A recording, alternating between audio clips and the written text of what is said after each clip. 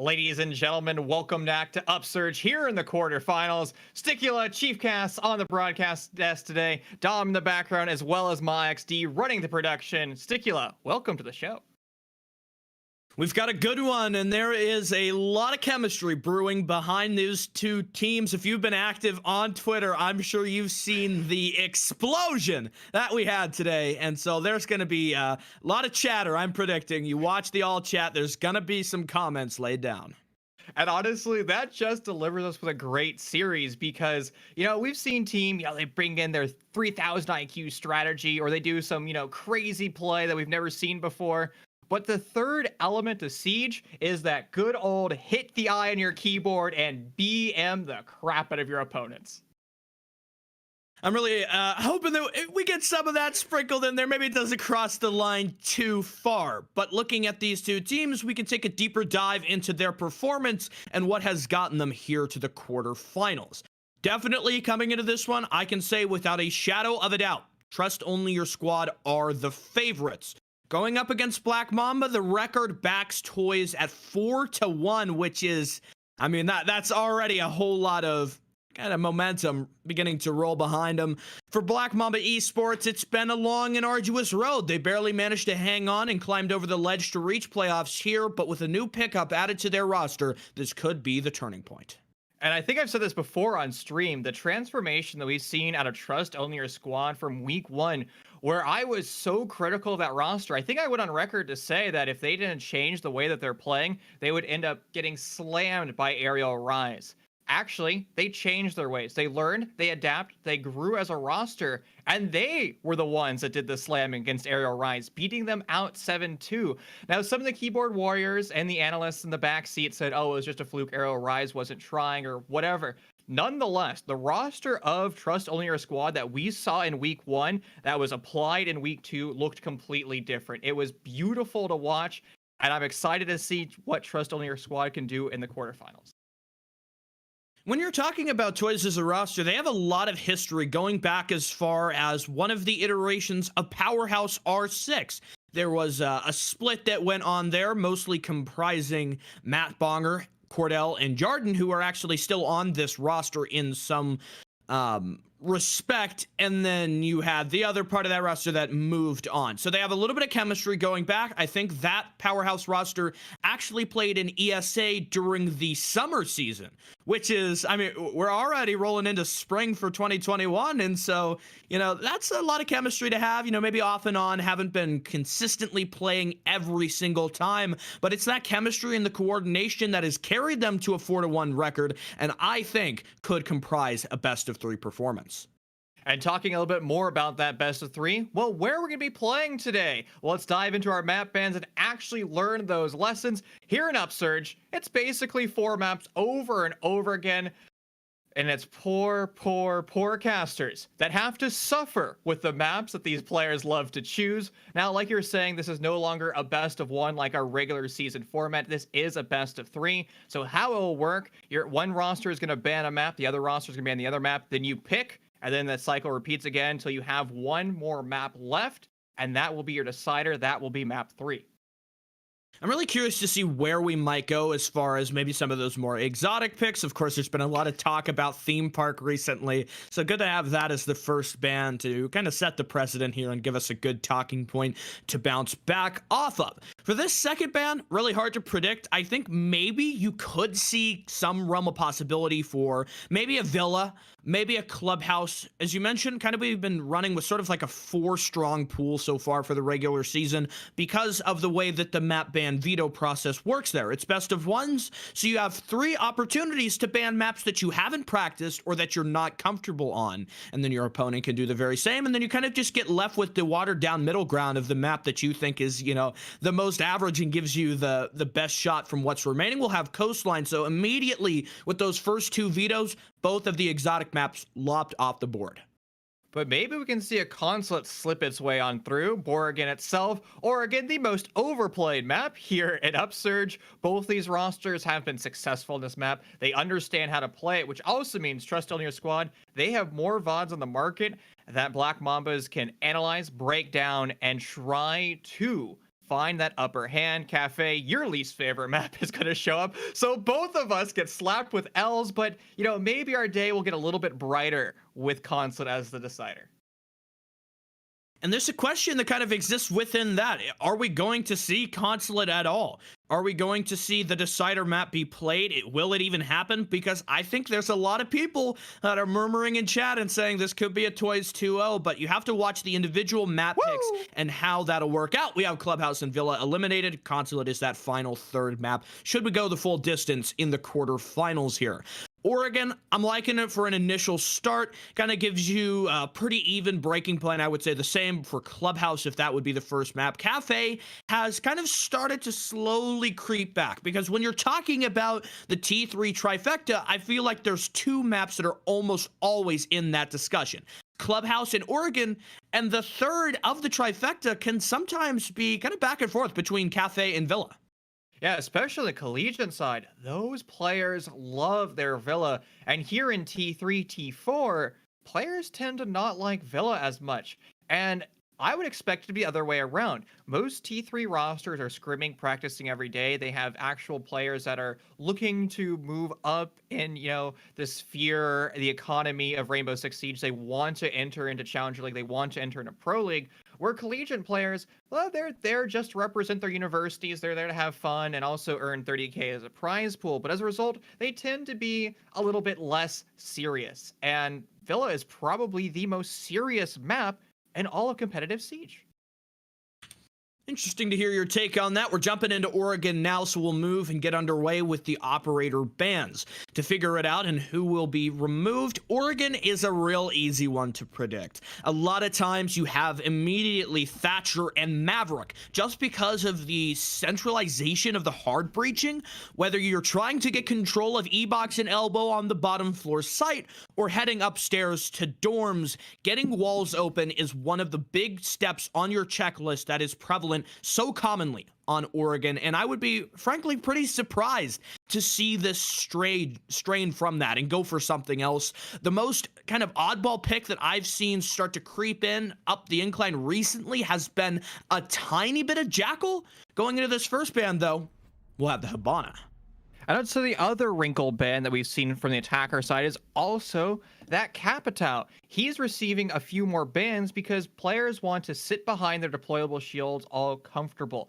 And remember, since we're not in utility consumption simulator anymore, the attackers have more tools that they can utilize to break down power positions of the defense. So if you have somebody sitting in J bunker or back pillars and you don't want to burn ADSs, you don't want to destroy that shield, well, you can bring out the cap, you can launch one of those fire bolts at the roof, the fire is going to spread out, propagate down, and burn who's ever on that deployable shield. They're going to have to head for the hills, and hopefully that when they're leaving, they're either gun up, because if they're not, they're going to fall. You've got the Cade eliminated, Thatcher gone now too, but Maverick still exists, which is going to leave a very uncertain question of the posture for the attackers. Malusi is also left up, as with the final ban, the fourth. Now Mira gone. I would say Hibana is kind of a shakeup here. And it's not just because of the impact that banning Hibana has. It's not like we're playing on Clubhouse where you have to break 2 or 3 hatches every single round. Mainly the E-Box hatch is going to be the focus of the X-Kairos, and then having her use whatever utility might be left over. I think the Hibana ban speaks more to the fact that Maverick is being left up on the board compared to even what removing her does, period. So I've asked this question around as well. Why are we seeing Hibana bans? It actually also comes to the fact that you can open up walls from a safe distance. We're seeing defending rosters get a lot more aggressive downstairs on the first floor over by kind of the lobby lounge by the white van, as well as classroom, where they're, you know, destroying the attackers with nitro cells or even pushing in through the South Games is such a liability for the attackers that if you bring a Hibana, you can guarantee South Games wall being opened up without ever putting yourself at a risk. And sure, you can make the argument that, hey, I can just bring Ace with a Selma charge and do the exact same thing, but you have to keep in mind that Selma charges aren't as accurate as X-Cairo pellets because they kind of are thrown as a arc. They go up and then they go down. So if you want a certain part of the wall at a certain height, to be opened up, you have to kind of do some quick mental math and decide the exact projectile and where that Selma is going to land. So if you want precision, X-Kairos are your only option. It's a good one to think about, and in using the Selmas, I think there's a parallel you could draw to Zofia with her lifeline, though we don't always use it at the longest, most extreme range. You kind of have to bust out the, I don't know, the compass and the ruler and start to get some of the math going there as far as the trajectory you might see. We have Black Mamba opting to implement the Jackal in Twitch. Those two operators would individually comprise a difference in your normal composition, but both of them at once, I think, only works when you're worried about the Cade as well as an extended roam. Cade's banned, toys, this isn't really a roam setup. Or you can go for the other option and just take operators for gunfights, because again, we're highlighting that we've gone away from utility consumption simulator, which gives you more flexibility on attack, so you can just swing for the fences and bring operators that, well, their guns go burr. I mean, look at Jackal, look at the F2 of Twitch. I mean, those guns are gnarly, and you as a defender never want to be on the receiving end. The problem with only relying on that Maverick is you can safely open up the north wall, but he's going to have to rotate over to South Games. That is going to be very difficult, and it's more difficult with a Valkyrie sitting close quarters. Cordell really causing quite the scuffle over here, preventing the hard reaching process from seeing much progress. A minute and 30 as Black Mamba do hit the final sections of that wall with the Suri torch. It looks like an opening will be created soon, but honestly, this hard reaching process is going at a bit of a slower rate than I would be too keen with. You have the lifeline moving in, Curtsy trying to go for the initial swing, but an impact grenade is traded for it. A Goyo Vulcan, massive amount of damage as the flames incinerate the feet of Cordell, forcing him out of pit. Now, with him on so little HP, he's going to be very careful where he takes gunfights. Most Valkyries are electing to pocket a Nitro Cell, so when Cordell rotates down like he did over towards Zulu, he can deny plant vertically. Now he doesn't have that option. His only real option of taking gunfights is, well, with his forehead checking those corners. It is going to be dangerous for him, so he has to guide that MPX truly, finding those headshots. But the headshot will be claimed by a 4-16. Roman's going to fall, but answer back by a relatively quick refrag. Nice trades back and forth, but if you are an attack, if you want to have an operator in the dying 30 seconds of the round, you want to have that Jackal, because he didn't really spend a lot of that utility. He can grab where those defenders are playing. That is going to expedite your attack. But things going back and forth between those rosters, and just like that, Black Mamba takes the victory in round one. Well, they managed to fix up a few issues with the time and got all the necessary frags to capitulate the objective, moving swiftly with the final seconds that they had achieved. And I think Toys opened themselves up a little bit too much in that setup. I like the idea of bringing the Goyo, but it didn't really stop BME from taking pit control. They just broke it. There isn't, you know, a mountain of ADSs and Wamai magnets like you could stack up during the utility meta to prevent the detonation of those shields. And so now it's almost a certainty that BME are going to get that open unless you're playing really aggressive, which could be a penalty in and of itself if Toys aren't crack on with each and every one of these really aggressive peak swings. Going into the next round, if we see dorms in the future, I would probably hope to maybe implement a little bit more intel. We don't have mirror on the board, so you can't do kind of your normal setup where you would put maybe one of our black mirrors at the rotate moving into kids' dorms. But I think bringing a few extra deployable cameras and maybe making a Maestro one of your options here could serve them some benefit.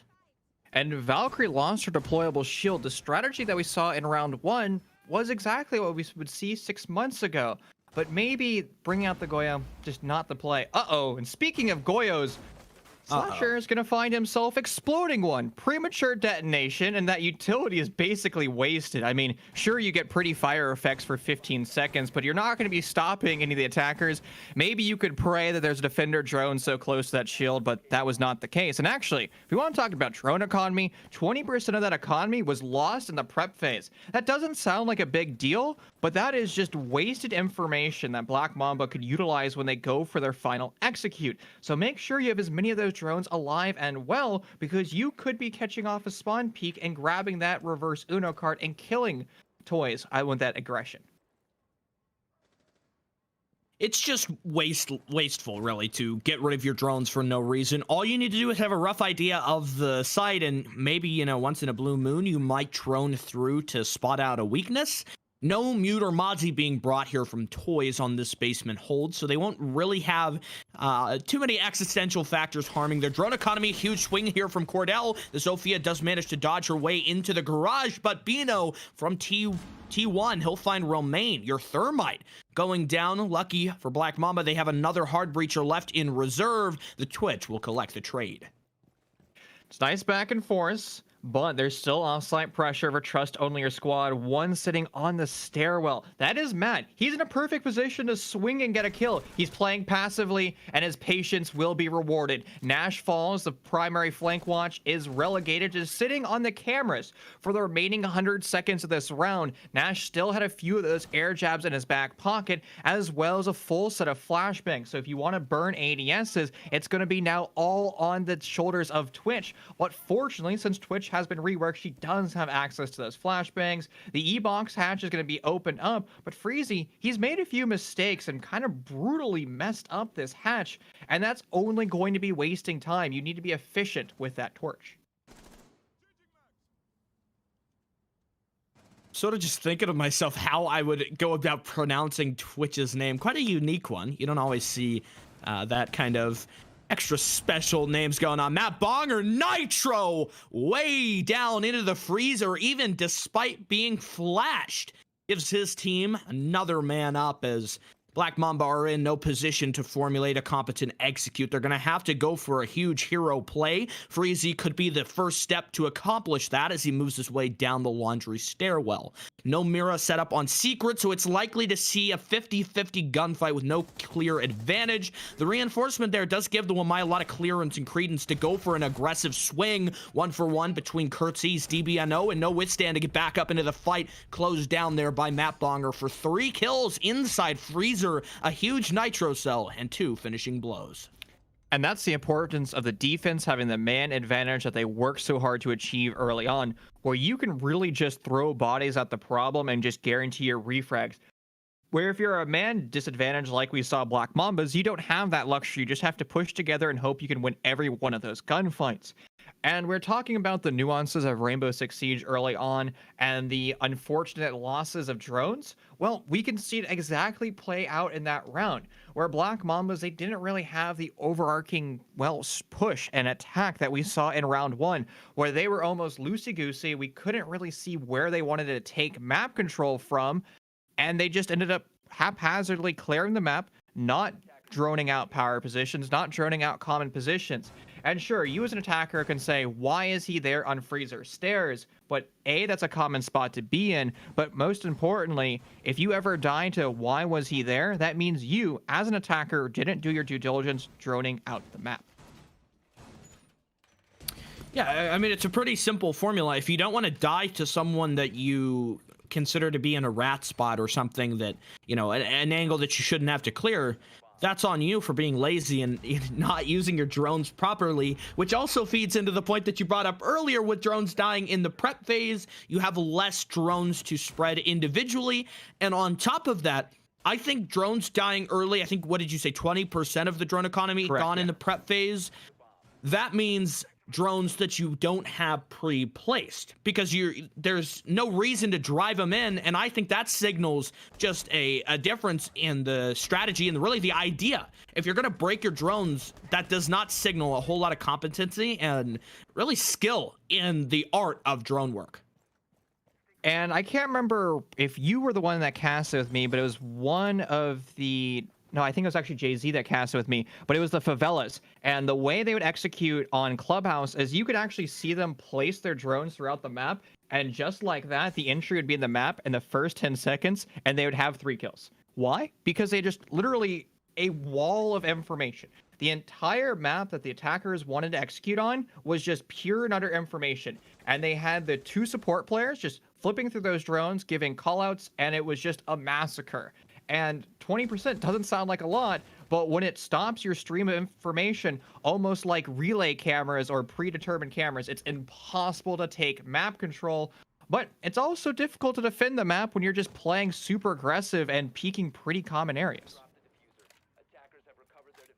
I was worried for a second because this would look like a fairly ill-prepared big window rush.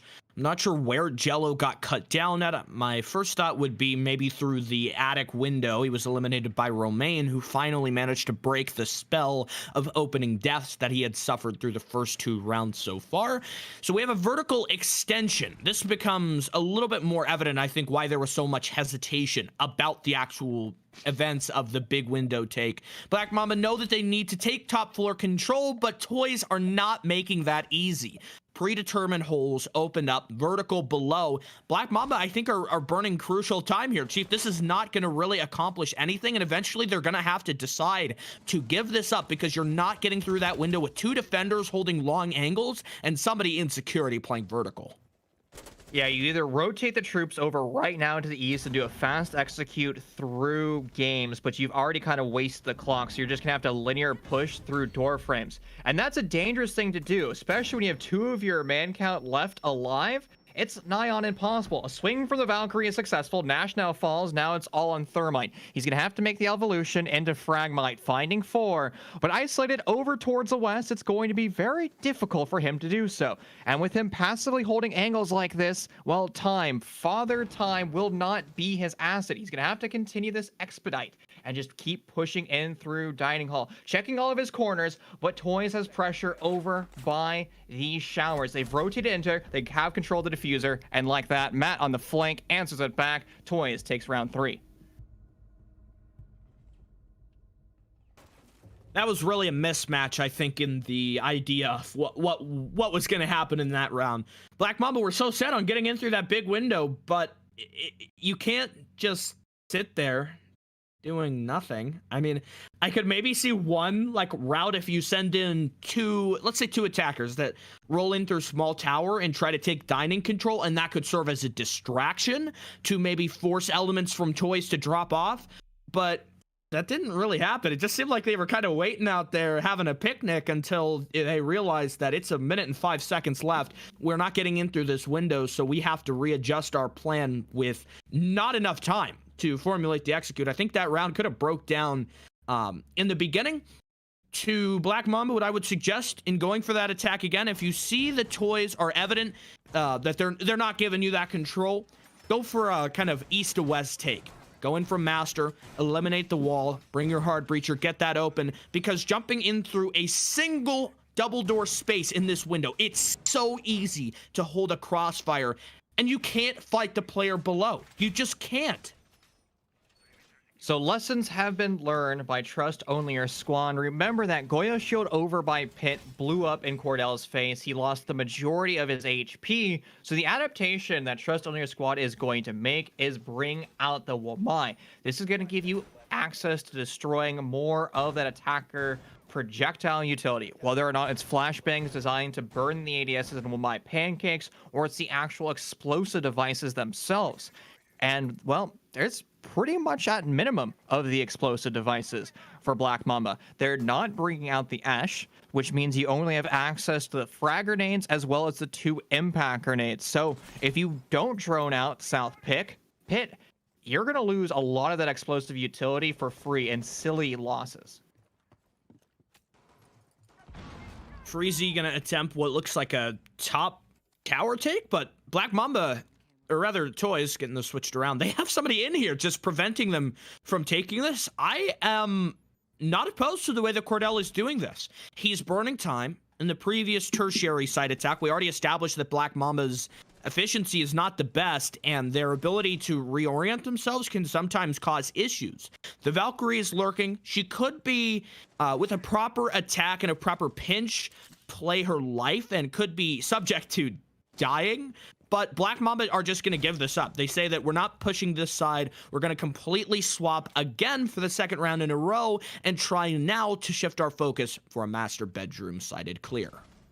Trust Only Your Squad was actually designed to have this contingency in mind. The opening of South Pit says, all right, the attackers, they're going to drone us out in T3. They're going to decide not to push us, and they're going to come in through Armory corridor. But they're going to find themselves in another heads-up gunfight. It's Jello holding the angle close, and since he has access to 1.5 times sight, he's in a strong power position. But Kurt sees at the bomb site. He bypasses and finds a weakness in the defense.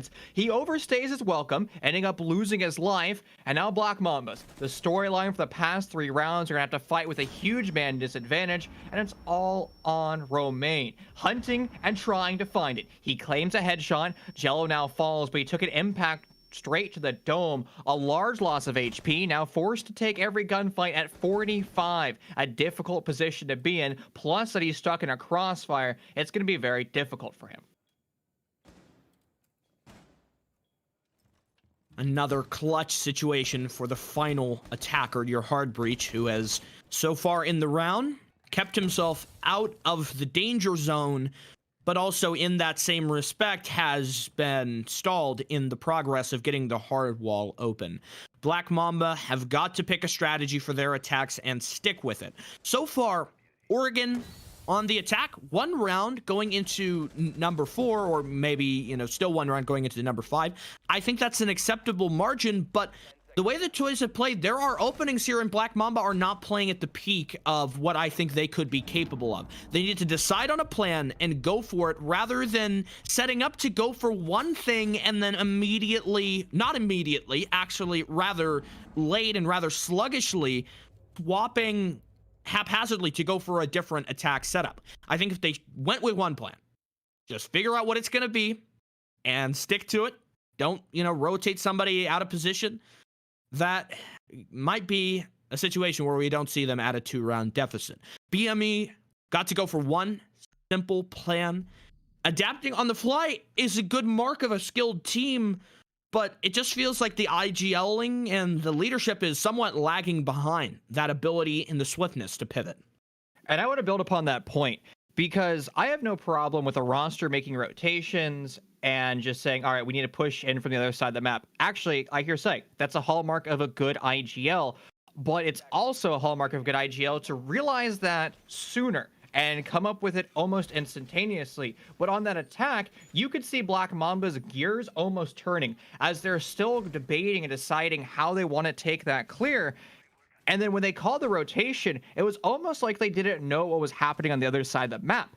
Because sure, their whole strategy was to execute initially from the north and south side of the map. So they should have known that the east side of the map was slightly occupied with the whole open and split. So why don't you change up your execute from South Games to Big Window? Because you're going to be still applying more or less the same type of crossfire, a 90-degree crossfire, but it's going to be from a position that the defenders haven't yet planned for. And that's the most important thing. It's your job as an IGL to have a mastery of the understanding of the defense and understand how you're going to counter it. Because if your counter is exactly what the defense was expecting, you're playing straight into your hand, or their hand. In my opinion, I think Black Mamba could benefit from more of a rigid style of attack, where everybody has a task that they are set out to try and accomplish.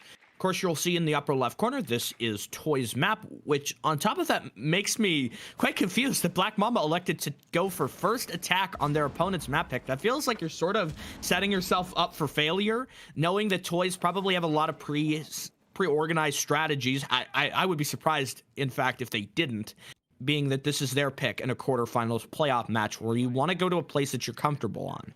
Bino and Romain seem to be at a bit of a stall here, neither wanting to peek and over-aggress, but that only benefits the defender, really. You're wasting more and more time. Kurtzy will go for another individual play that results in his death without much benefit. In fact, not even garnering a pick yet. Black Mamba have made another one of these decisions where it's time to rotate. It's time to go something and change course, but they could be falling into the same trap as we've seen for the 2 rounds prior.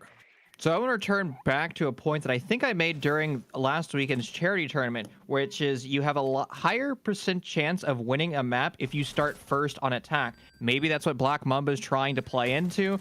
A nice kill. Cordell falls, and actually more members of Toys start to fall as they over-peak their positions. They did such a wonderful job of delaying time throughout the round, and all of a sudden, all that hard work that they work to achieve is just lost by their aggression. They need to just back things down and slow down their roll. Another swing for Trust Only Your Squad. 3 members have fallen into that fallacy, and 3 members have now been lost. They're going to be forced to fight this round with that man disadvantage. They only have one explosive device left. That is going to be that Nitrocell, and the other range utility, well, that is going to be that smoke grenade. It is not a lot of time to now, and it's going to be critical that Matt and Slasher swing together and deny access to the bomb site.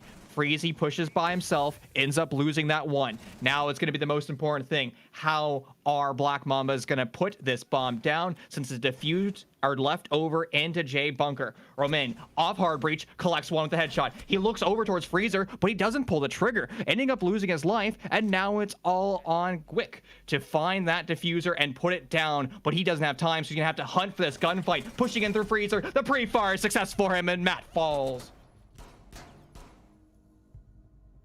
That was a situation where you really have to decide to tuck your tail and run or stand and fight. The Goyle elected to go for that latter option, but was bested by the F2. No surprise, given the incredible performances that we so often see coming out of that rifle. Good denial of the diffuser. I like the way that the Smoke and the Goyo played, but you spoke about it perfectly. Toys had no business swinging, going wide.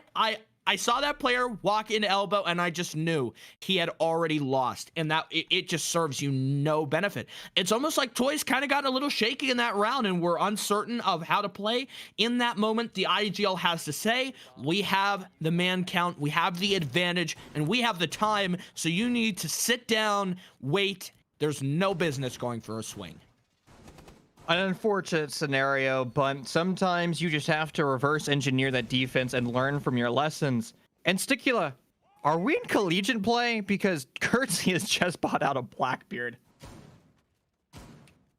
Definitely fooled me for a moment there. Black Mamba, I've seen them bring operators. They have a lot more freedom, it seems like, is the way I would describe it. They don't, just play 3 hard breachers, 2 soft destructors every single round of every single map in the pool. Oftentimes, they'll just play who they want to. They'll bring out the Twitch, which we have seen so frequently on Oregon, even despite the fact that Mira and Cade, the 2 operators that Mira is best against, or rather Twitch is best against, they're both eliminated. They're not here. Blackbeard is something that I saw from when they played actually against Phantom Rose Gaming, which was on this very same map. They were bringing the Blackbeard out. They were bringing ops like the Jackal and the Twitch as well. It could be a benefit. I think it's something that you could look into if you're kind of an analyst that's counter-stratting against BME about the way that they structured their operator picks, because that freedom is both a benefit and also a detracting point. And I think every competitive player is going to be thankful that Blackbeard is going to be, well, getting nerfed once again. His shield's going to go from 50 to 20 HP, so it's going to guarantee that you can tank 1 headshot instead of 3. Jellibo has been on the struggle bus this series. He is always the chief over peaker, and well, he's going to be buried 6 feet under relatively quickly. He has no business challenging that window. He should either change his position and sit back and be more passive, or just rotate away and just deny time that way, sniping away drones. He elects not to do so, and that positioning there, I think he was just trying to sit underneath the windowsill or over by that metal rack. Nonetheless, a bad position to be in. And that, again, will cost you the man up and give Black Mamba a little bit more confidence to go for their aggressive take. We've got men on all flanks of the objective. However, Slasher fells Curtsy, Cordell hiding on below, and Slasher trying to contest the big window. Matt Bonger holds off a potential for an attic jump in. Gwick trying to fight off multiple opponents at once. He said, hell no, I'm jumping out of this window and getting out of attic before I suffer any longer. 3 versus 3 as Black Mamba managed to skirmish their way to equalization, but still, Matt Bonger, he overpeaks. peeks and gets eliminated by Gwick, the Twitch, hiding up on the rooftop.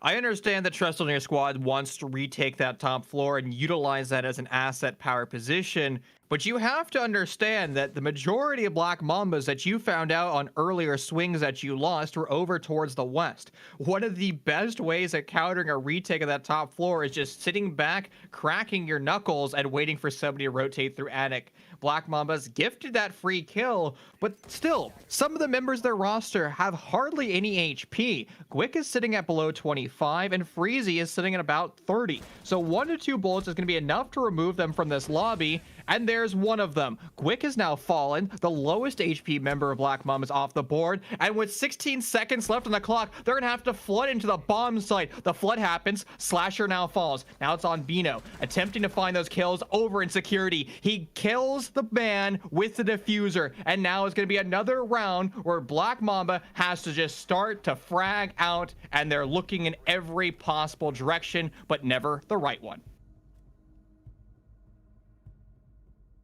Well then, what a spicy round to cap off the first half, and that was dangerous ground there for Toys. It looked like we were staring down another basement situation where there might be a round that Toys had a big advantage, and then it all suddenly fell away.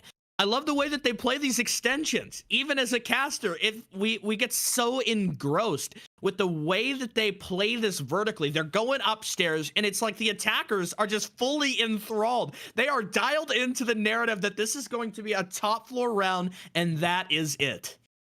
Honestly, this series is starting to get phenomenal. We see that 4-2 split. And remember, this is Trust Only Your Squad's map. I have to say, I like how Black Mambas is playing on attack. They have made mistakes, but to be fair, Trust Only Your Squad has done the exact same thing. But now, the ball's really in Black Mamba's court. What are they going to be capable of doing on defense? Are we going to be seeing more of these crazy defending plays where they just, you know, try to hit as many grand slams as possible and with the potential of striking out, which means are they going to be doing downstairs basement meeting rooms, or are they going to be sending, you know, the Malusis over to small tower and she just sits there for 2 minutes going for the flank? Honestly, while bizarre that is, I think it's a large possibility to see something like that because, well, we've seen it before in Upsurge. With no Maverick veto to stall the attackers and to hold them back, Chief, what are your thoughts on how that's going to affect the Toys offense? I mean, Maverick can just slice through every reinforcement that he wants. And the only way of denying that is with a well-placed Nitro Cell. And remember, we taught this talking point when we talk about Clubhouse. If you start to shoot open parts of the wall, the Nitro Cell will propagate differently, sending shrapnel almost through the wall, for a lack of a better term. But that's still maybe a 50-50 chance of getting that kill, and you're just kind of fishing and praying that it works out. So the only real way of stopping a Maverick is to truly take that gunfight to him, and, well, Trust Only Your Squad actually ended up doing that with their extension in a tower. I wonder what BME are going to bring to the board, given that this is not their map pick, but they have prior experience. I think that works both ways. BME know how they're going to play on this map, and they have one test, an especially long test, given that when they played PRG in week 5, that game went all the way beyond even round 15 of normal overtime. In fact, a 9-7 scoreline when it was all said and done there. So clearly they have a prior experience, and pretty recent. The one thing that does somewhat detract from that is Black Mamba have a new member of their roster, as I noted when we were running into the start of this game. So that does kind of detract a little bit. Maybe Black Mamba have made changes, have looked at that VOD, and have adapted their playstyle with this new member to more better play on the map and to have developed strategies. However, in all of those factors at a confluence, Toys also have some benefit in the possibility of film review. We currently see Buck being played by Trust Only Our Squad, and that is just saying we are going to be pushing that bottom floor first, or at least I guess the middle floor technically, and just sending all of that buckshot sky high over in that B bomb site. The reason you do that is most defenders are either placing a deployable shield there, or at least utilizing the 3 beds as cover, and they just basically pester the poor defenders or the poor attackers in every scenario that they push. But when you push them from underneath, utilizing that buckshot, they're not going to be so confident sitting in those positions. They're most likely going to be rotating into different avenues. And if you're a cunning attacking roster, you can open up the big window. You can be opening up the south window or the north window and catch those defenders out on that rotate. One fun statistic to look at on the side of Black Mamba and in correlation to what could happen in the second split of this game is the fact that there have been no rounds that the attackers so far have been able to get a plant down. And you can see that denoted by the fact that on the BME scorecards for each individual players next to the diamond objective counter, there is a 0 there. No plants, no post-plant posture, none of that advantage that it would give you here. I'm looking for Toys to play more surrounding the objective and perhaps ditch that fragging mentality. Somewhat, though, BME were not always able to get a posture within the objective, especially for those tertiary setups where they were stalled and not allowed to really progress into the site with any time to get their progress underway. Toys Swift open up the main breach, and so this should compromise the top floor hold, forcing BME to hold a little bit more passively. But Romain, he wide swings, retaking Zig even despite the presence of a drone, removing your vertical play, the soft destructor of the buckshot down Slasher with an immediate trade though. You may as well just pocket all of your drones if you're not going to utilize a flank drone, right? If you put it over in Zulu, great. Make sure you actually have somebody flipping through those cameras, because I can promise you your flank watch doesn't need to be gun up the entire time. Jella's putting the bomb down right now. Where's the answer from Black Mamba? It's going to be confirmed on the deck, and here we go into a post plant. It is all on the two SMG-11 boys, forced to fight against 3. One of them falls, and an attempted vault out the window, or who knows what happened there from Kirk, but he just falls instantly. An incredible round for Trust Only Your Squad. It's all about that efficiency of the take. We didn't get to talk a lot about the checklist because BME weren't often progressing through that at any notable pace, but Toys just completely flipped the script here on Oregon, taking the first round of offense at a blistering pace and closing things out with an excellent post-plant setup. And that's the benefit of when the diffuser goes down, what it gives to you.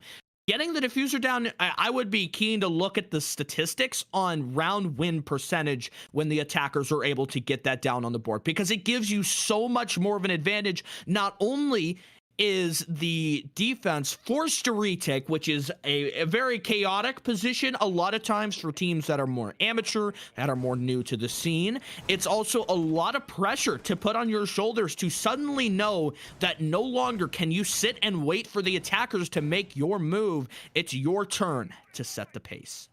And I think that's also important to note when, let's say, in our previous, we'll use previous round as an example. That was a 3v2, but when you're putting the bomb down, your gun is basically put in your back pocket, and it's a 2v2 temporarily. So you as a defender can actually play that aggressively, and you have an extremely good chance of taking down an attacker. And then when you do that, well, now it's a 1v2 because a planter is still sticking the bomb. And as soon as you hear him stop typing on that keyboard, you know it's back to a 2v2. So that just comes down to your, well, game sense. And unfortunately, a small mistake from Black Mambas, but how are they going to change that mistake? They've decided that they're going to double and triple down on this roam. They found some fruit the last time we were here. They killed off Cordell of that buck. And actually, going back to that buck, I find it interesting that he's pocketing one of those new thermite charges instead of bringing out flashbangs, because we see Jaeger on the board, surprise, surprise, and who else is going to be charged with burning ADSs? I guess you could have Matt and the Zofia burn his stun grenades, or you could have smoke grenades go down range, but if I was the IGL for Trust Only Your Squad, I would say, hey, we need a set of flashbangs, and Cordell, you're the only operator that has access to them.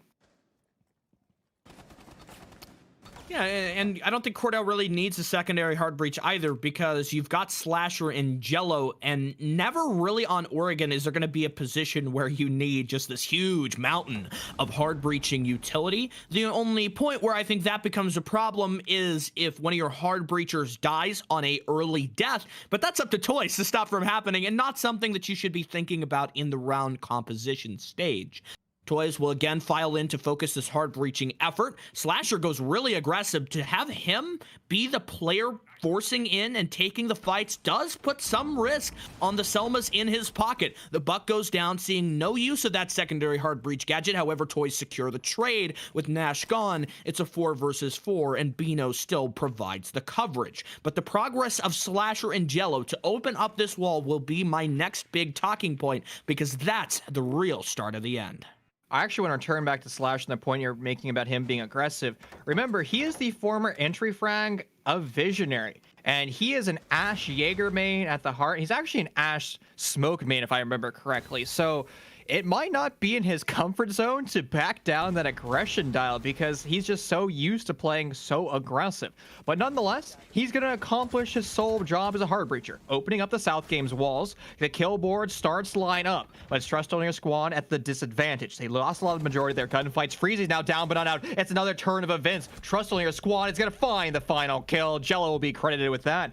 And a swift execute that Trust only your squad once again probably shouldn't have been able to win, but it's just the bulldozer effect. Doubling and triple downing on the roam, as you put it, does not achieve that same measure of success. And Black Mamba, for 2 Dorms defenses, go down. The majority of those rounds just dominated by Toys with a consistent amount of pressure. There was a few mistakes that I think began to crop up near the end, a few outliers where the Ash moved against the progress of her team and sort of worked as an individual. That could have been something that BME exploited, but I think Toys, after her death inside of kids' dorms, readied themselves with what time they had left to eliminate the final members of BME. And with those 2 rounds on attack, now the first majority match point for Toys as they look to close it out on their map pick of Oregon and push us forward to Cafe Dostoevsky here in the Upsurge Premier League quarterfinals. I'm never a fan of going to bomb sites twice in a row, simply because unless you change up your strategy drastically, the attackers already know what you're going to do. And between round 7 and 8, Black Mamba, sure, they had a greater offsite presence in round 8, but they didn't really change up their strategy. And where it starts to hurt you a lot is when you hit the 3rd round of the half, currently where we find ourselves in round 9. Trust only your squad knows exactly where Black Mambas are going to go, and you can utilize statistics. The 2nd most played bomb site is basement, so you can make a fair assumption that you're going to be going downstairs to basement. That might not sound like a big deal, but when you elect to make a 6 pick, that changes up how aggressive you are going to be on attack, and that 6 pick change is going to be the Ying, an operator designed for quick executes. It is going to be how fast Toys drones the map and how quickly they can deal with this offside pressure. And curious enough, Ying will not be bringing out smokes. It's another set of the pocket thermite charges. I think that could be compensating for the lack of a Buck Cordell, the opening pick, and now Nash, he's trapped. Attackers on every flank, isolated to the showers hall and a drone at his feet. Still, though, he eliminates Matt Bonger, who should not have pushed so swiftly. Instead, waiting for his team might have been a more beneficial opportunity. 4 versus 3 as the Bandits' presence inside their showers now eliminated. But Black Mamba are keen to continue this extension, this roam, with the Goya lurking at the green hall and the player inside Freezer looking like he wanted to creep up the stairs and get a slice of that pie. Freezy, he's going for a roam. Toys back off though, and it doesn't look like they have this intel. The drone rolls on past the Buck. He's still unaware. They do not know Freezy is crouching through the kitchen hall. He's managed to snake his way past the drone, but Buck still gets him. Cordell for his 3rd kill on match point, and Black Mamba, they're on the run, trying to find any final solace in this round, because if they don't, we're going down in a disadvantage to head to the 2nd map in this series. Smoke's gonna go for a rat play, choosing to play the bullet holes, but he gives up the gamble early, backing off as Toys take control of Freezer. They charge forward.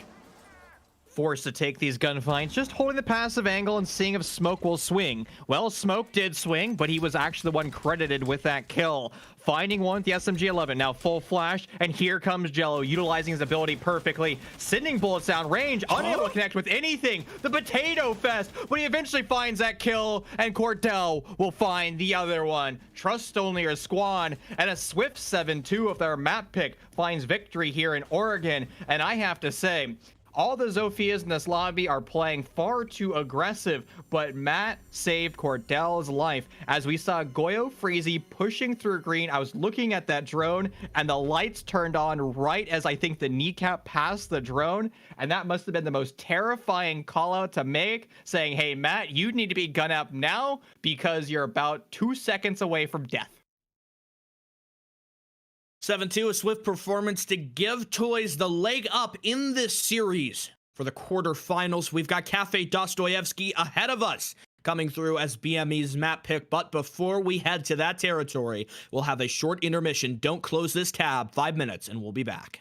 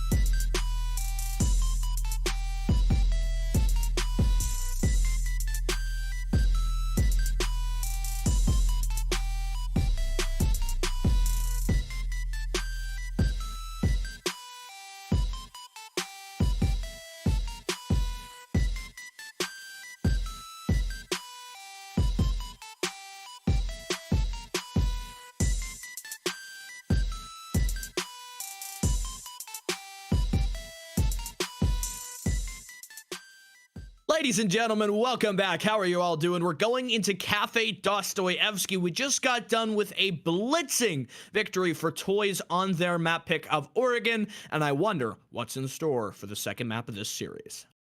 Are we going to see a roster take their own map pick, which is actually kind of refreshing to see? Coming out of the collegiate world, we have a term called the collegiate meta, where you always win your opponent's map pick. But here in T3, T4, that is not the case, at least in this quarterfinals today.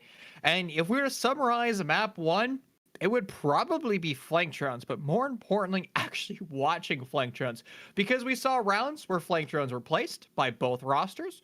People not looking at them. Sometimes they would catch it the last second, saving their teammates' lives. Other times they wouldn't catch it at all and lose crucial attackers. So as we dive into Cafe, it is imperative to place flank drones, and you have to actually be watching them. Well, we'll move into the operator bans now for Cafe. Not waiting any longer. I'm hoping to see more of that predetermined intel play. Not wanting to have any cheeky roamers come up when you're not expecting them. And on Cafe, it's those staircases that we always focus on. Nomad is an operator that has a lot of presence, whether she's being banned out to allow more flexibility or if she's in play smothering the defense and keeping them still and in place.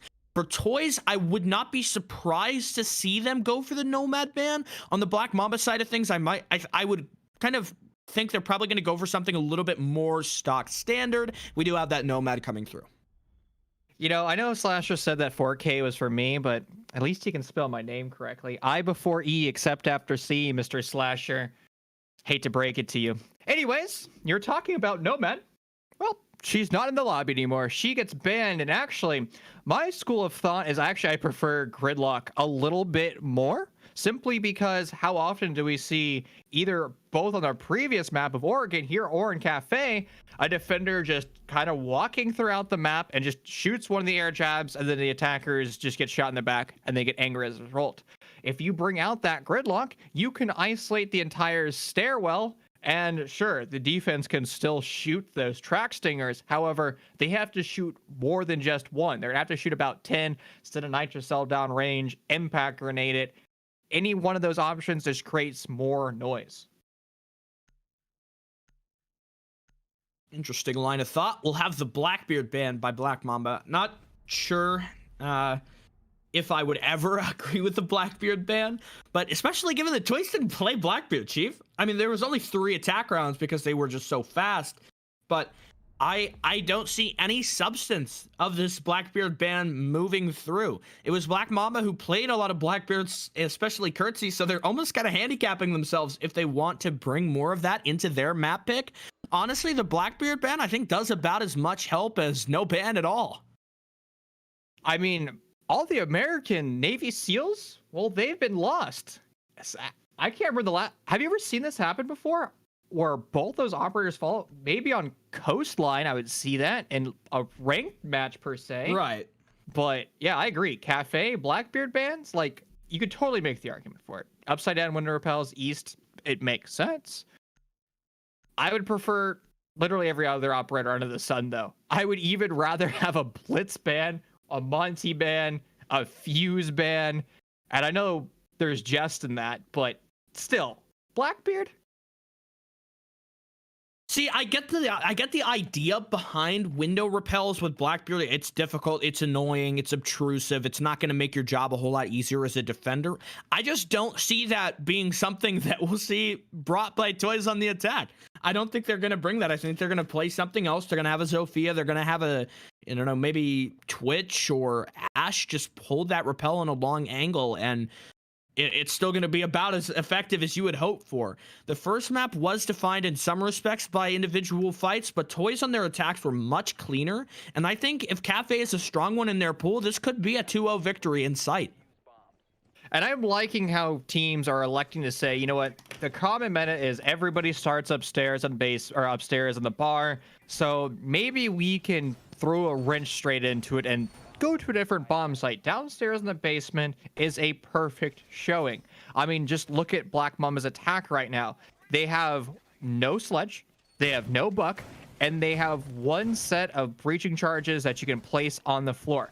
That is going to be in the back pocket of the Ashe. Zofia Curtsy, who should be bringing out breaching charges every single time she's in play, well, she's elected to bring out the Claymore. And that's most likely in response to the fact that Nomad is banned and Twitch is also in play, like we saw in the previous series.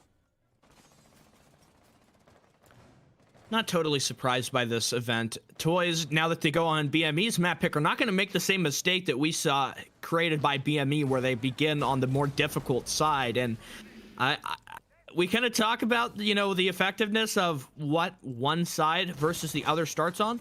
But both Oregon and Cafe, I think a little bit more in Oregon's category, are very defender-oriented maps. Cafe can be equal. It's all about the preparation, really. I think if you put two good teams against each other, you're going to see an even Cafe. If the skill and the preparation is more lopsided, you might have, you know, kind of the defense come to the fray as the side that gets the most rounds in a half statistically. But besides the point, wow. Cordell just obliterates Curtsy, who drops down the hatch and meets his maker. That was a really phenomenal highlight shot, and I imagine we're going to see that one over and over again. What is, again, we talked about this jokingly in map 1. Zofia players just literally YOLOing it and dying. A nitrocell pin has been pulled. It might collect its target. Nash will be on the receiving end of it, but he won't die. Losing 30 HP, so enough, well, to fight for another day. And Jello, the sender of that package, actually lost a lot of HP. Cordell is gonna fall, and sure, another set of nitro cells is off the board. The utility upstairs, the Maestro camera, is also going to be dispatched by one of those EMP grenades. So good efficiency for Black Mamba to clear that third floor. But remember, this is a first floor defense. Over peaks back and forth is going to drive both these rosters to the same amount of resources available. 3-3 as we go into 70 seconds. Matt Bonger holds down the fort for a prospective restaurant push, but Black Mamba, I don't think, have totally settled into what they want to go for once we get down to the end stage.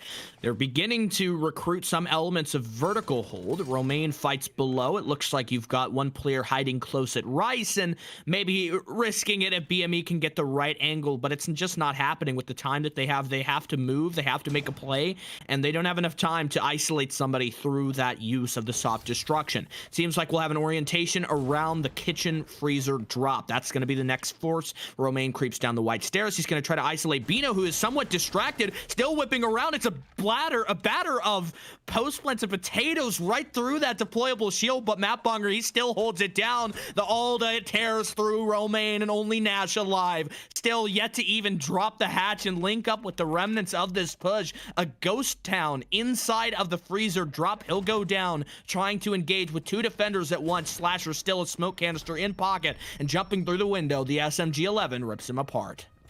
That was a roller coaster of a round for both rosters, and honestly, everybody was making mistakes. It's hard to really point one of these teams and said, oh, you played this round much better. On the side of Trust Only Our Squad, they played way too aggressive, and they didn't need to, because Black Mamba, well, they didn't bring out any soft destructors. If they attempted vertical control, they sure could have opened up some holes, but it would not have been enough to be successful and truly maneuver the defense into positions that they would want when they go for their attack. And you, as Trust Only Your Squad, have to say, hey, look at the operators that we currently see with our cameras. Why are we playing this so aggressive? If we just retreat even to the second floor and not swing these positions, the attackers are going to be in a very difficult position. They're going to be forced into uphill battle the entire way, but instead, Trust Only Your Squad decided to take gunfights, and it put Black Mamba in a winning position, and a position they should have never been in. We're moving next to the middle floor in this site rotation from Trust Only Your Squad, where they will go for your very typical top floor extension. I think every caster that anyone from Rainbow Six in a competitive sphere has ever listened to is going to explain to death what this is all about. It's the stall out. And Black Mamba, I don't think are the best team in terms of the time management. They get their frags, they can go for spot plays individually and play aggressive sometimes, but they just don't have that IGL hero that's leading them to success over and over again. And on Cafe, the vertical extensions are such a beast to try and struggle through. If Toys play this right, if they extend a little bit, shoot a few drones, and fall back before overstaying their welcome, Black Mamba are going to be furious. And the time, once they get into Cocktail itself, if that even happens, that could be a potential nightmare.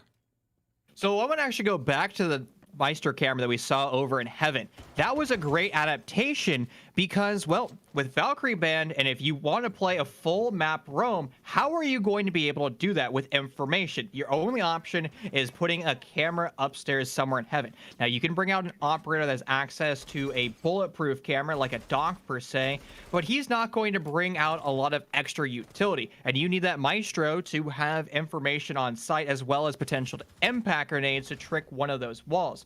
So upstairs, that camera was brilliant. It also could have guided more of those nitro cells to being successful, as Black Mamba ended up dropping through the new hatch as well as in through Skylight. Because remember, Sticula, you're highlighting that crazy hot drop through a Skylight. That could have been facilitated by one of those cameras, but offsite pressure being somewhat relinquished as Jaeger falls. Looks like Jello still kind of wants to linger here around the white stairs, but he knows that if he overpeaks this for too long, he might get his head torn off. I think he gets a lucky move there to evade death by Gwick. The Nitro is launched out, but the flashbang might have locked the Goyo in position. It won't be. Jello is rotated back to the safe harbor of the objective. One player not in safe harbor, however, is Slasher, your Smoke, who's gone, and now the Malusi, who has to get support from her teammate. What is Toys doing here? They've completely evaded and left the objective to the free control of Black Mamba in a wild effort to save their teammate. Filing up the stairs, Goyo goes down, but they might not expect a second. Here goes Cordell in a 1 versus 3. He finds the first onto Nash, but does not check the long angle through Piano. What a wild play.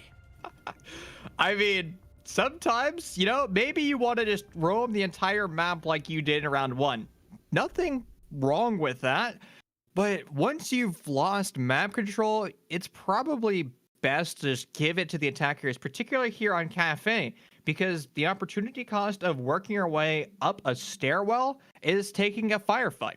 And the likelihood of winning those firefights is just so low. And well, Trust Only a Squad has learned that the hard way. Unable to win what's considered the tertiary bomb site, and they're be forced to going to a different bomb site. Upstairs to bar we go. It is going to be more or less a traditional style of lineup. It's going to be access to 2 of those deployable shields. No Goyo in play, but with my losing that shield, it's going to put a lot of extra strain on that Echo. He's going to have to put that shield somewhere, either over by bar back storage or in through Pixel.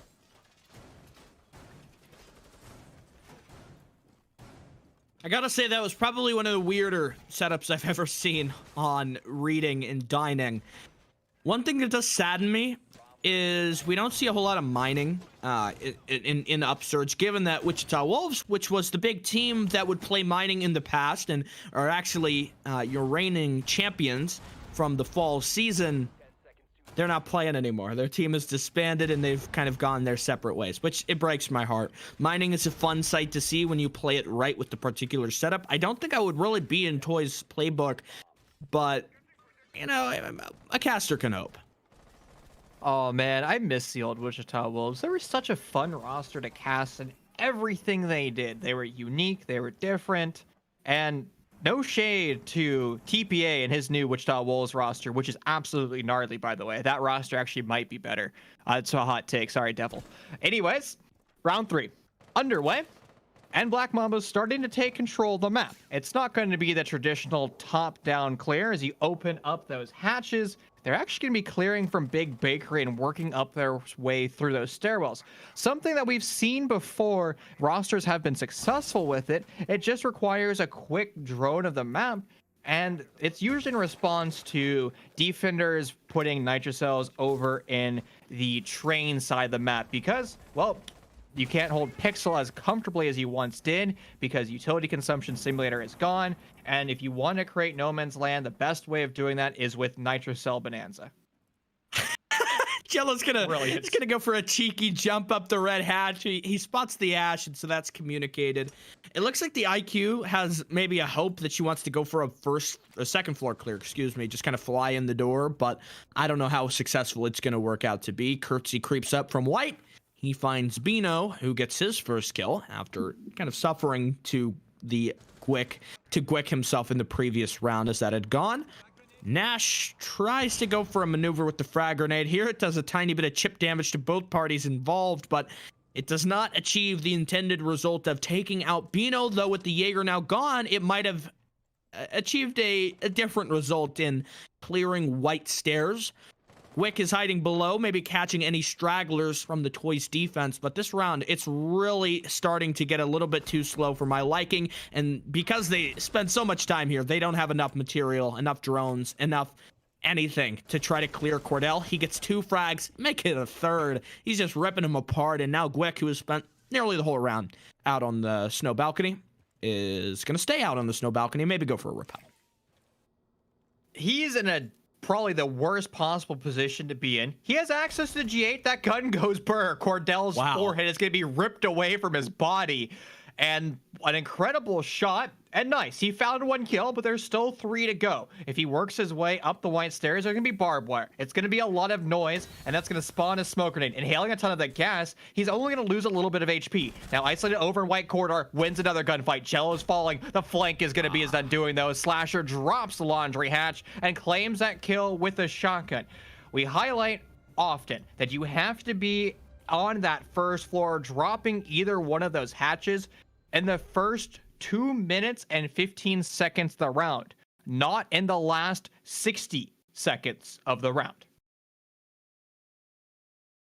I like the way that you put that. And the timing is a real issue here, and I don't think it's going to get in any easier. You can't just ignore it and make it go away. You know, it's like homework. It's going to come around eventually and kick you if you don't get it done here and now. So, you know, why wait? Why procrastinate to improve that element? Nash is bringing the Finka, or at least he had for a moment there. I thought maybe this was going to be BME throwing the sink out the window and just going full speed ahead. They'll switch to play the more sensible sledge, and I think this does play into what you would hope for in maybe an expanded area and vector of vertical play going again to Kitchen. You know, the 3,000 gigabrain play for Trust Only Your Squad would be to go to Reading Room right now, because when they went to Kitchen the first round, the utility that Black Mamba brought was not enough to truly be successful with vertical clear. This time, they've understood and learned the site rotation of Trust Only Your Squad, so it's a sensible 6-pick into that sledge. And if you were to go Reading Room right now, it would be perfect. But I guess the counter argument to that is vertical pressure is just equally as important in Reading Room. So it's just kind of a double-edged sword at this point. It is going to be a similar style of defense. We're going to have access to mute Mozzie as well as that Vigil. So good luck sitting those drones down range, because they're going to have a hard time clearing out the map. I think this was a long time coming for Toys and makes perfect sense in every way possible. They're playing a full roam, they're wasting the drones, and it could be a problem. That's if Black Mamba even address it or go for it at all. I think they might just say, you know, we're not dealing with that. We're going on our own road, and we're going to fly right into the site without a second's thought. They do somewhat lose their element of surprise, I think, with the sledge gone. Yeah, that's a real kicker. Now you have limited manpower to go for this kitchen take, and there's men up on the rooftop. There's no rush that's going to happen in this round. There is no war in Bossing Say, and this is just going to be a rotate for Black Mamba. And this gives me kind of chills. This reminds me of what we had on Oregon, where Black Mamba go for one thing, and then some people are not totally on the same page, and then they rotate, and the time it gets worse and worse. You take that special cocktail there, Chief. You combine it with Vigil, Mute, and Mozzie, and you're not going to be really beaming too much. Black Mamba needs to write a new chapter in round 4. It's going to be on that vertical play, but as you were highlighting, they've rotated their attackers to a completely different side of the map. They were pushing Big Bakery. Now they're doing a 3rd floor top-down clear. one of the most perplexing calls from an IGL that I've seen. Whenever I cast, I always just try to think about what an IGL would do in this scenario, how they would push. And honestly, I didn't see this play coming at all. I'm going to be perplexed, in all honesty, if Black Mamba's able to win this round based off this call, because they're just wasting time. They've pretty much thrown it into a fire pit and have watched it burn. They're not even on the first floor. They're still dealing with this roam clear, and the information they have is poor. Curtsy falls, but at least we got a refrag somewhere there, but it's also traded back. Now a 1v4. Everybody is dropped hatch over the one player sitting in Zulu. Matt was down but not out. He has plenty of resources to get me brought up. Jello also falls. So this round is actually a little bit more doable, but he is on so little HP, it's still probably impossible. I think the Jackal might have just missed his window there. If Matt had been, down for longer and they were not able to get this resin time, there could have been a world where the Jackal found a 1 versus 2, and that would have been an excellent recovery, but it's just not happening here. There's 20 seconds to go. Quick doesn't have diffuser. It's down bottom red near coat check, actually outside the building. Chief, it's outside the building. He's going to have to get all of these frags or rotate with 10 seconds. I'd like to see an operator get the diffuser in that position from mid-red and return to the site with enough time to get the bomb down. Well, Bino has dot synthetic in his tag, and to quote members of Synthetic, paid actors is what we saw in round 4. Oh boy, Black Mamba, that was a rotation that should never have been made. And like you said, you kind of have to commit to one of your strategies, because again, I'm always in favor of making rotations. Usually if I'm praising an IGL, one of them being Breeze or Joe, what they do well is understanding how the defense is playing, not only mid-round, but post-round, and then creating counter strategies on the fly. The way those two IGL's brains work is they do it almost instantly, especially Breeze, who I've worked with. You can just see his brain just turn into gigabrain mode, compute everything, and then boom, counter strategy on the fly. He makes that rotation in the first 5 seconds of understanding the defense, compared to Black Mamba, who makes that rotation 90 seconds into the round. That's a large difference of time, and then again, hallmark of a good IGL. Well, you'll see there in chat, we're going to go for a bit of a rehost so we can get all of the audio dialed back in as we move to the final 2 rounds of this first half. Toys command quite the margin. For Cafe, if Black Mamba can fix it up for rounds 5 and 6, I think there's still a world left for them on this map pick. But what that brings to mind is exactly what I said back on Oregon, where it was 2-4, which is expected for the attackers, and it's not, it's not lights and sirens. It's not really the end of the world, but the problem was when we hit that side switch, Toys never let off the gas, and I think we could see the same here on Cafe. Maybe it's an opportunity to bring out Iona. If you're struggling with clearing out the map, you're struggling with that drone economy, an operator designed to clear out the map is your choice. We haven't seen a Gridlock in play. We saw a little bit of that Twitch. And also, a lot of players say, oh, Jackal's so impressive. It's impossible to roam on a map with a Jackal and play. But look at how Trust Only Your Squad is playing against that Jackal. As soon as a member gets pinged, you can literally see the lobby of Trust Only Your Squads fully react to it. He kind of buffers himself and moves himself into a different room, and then his teammates fills the exact same room up, and the attackers just say, all right, we know he's somewhere else, let's just push into the room. And then the coordination, the defense slaughters the attackers. I've been preaching this for quite a while. Jackal isn't the end all be all to a roam, and you as a defender, when you're actually Jackal tracked, it is an asset that you can utilize against the attackers. If you don't believe me, go watch all 4 rounds that we saw, because Trust Only Your Squad is playing off that Jackal brilliantly. I think there's also a question of the drone work here. It doesn't seem like Black Mamba are the best team surrounding that element. I don't hold them to the favelas expectation where they're going to have, drones everywhere and they're going to be totally drilled, and having done that, given that the favelas are such an experienced team. But I would like to see maybe a pre-placed drone here or there. I think this also kind of is being detracted by the fact that in a lot of the attack rounds for BME, the focus shifts and there's a pivot. It seems like in maybe more than half the rounds, they start out with the plan and then change it halfway through. And it's hard to set pre-placed drones for that pivot plan. You need to be prepared for the possibility that you might have to potentially go for a rotate. And I think that could be helped just by having universal drones. Put one in Red Hall so you know where the roamers are. And you bring up a good point that I think works in conjunction here with the drones, and that's the Jackal does not guarantee you're eliminating the roam in every single opportunity. So we're talking about pre-establishing drones. What happens if you were to bring out a Zero, for example, whose full identity as an operator is to either be a Thatcher alternative, which, to be honest, just doesn't happen because his cameras make so much noise that Taze gives them away. It just doesn't work out the way I think the devs designed him to. So instead, he acts as a pseudo Valkyrie on attack, where he can throw his cameras high in elevated positions, low tucked down, places that drones can never enter, and places that most defenders aren't going to look. And if you put them on a stairwell, for example, here on Cafe, you can just have, again, that flank watch, Zero in this case, sit on the roof the entire time and just swipe on his phone back and forth, because his attackers are clearing out the map. And he can just be passive. But we don't see that coordination at all coming from Black Mamba. And it's a real shame because I don't think I know one team that plays Zero in the way that you just described. And he has such a big benefit because it's the setup that I think really helps Zero the most in the way that he can shoot cameras through the floor.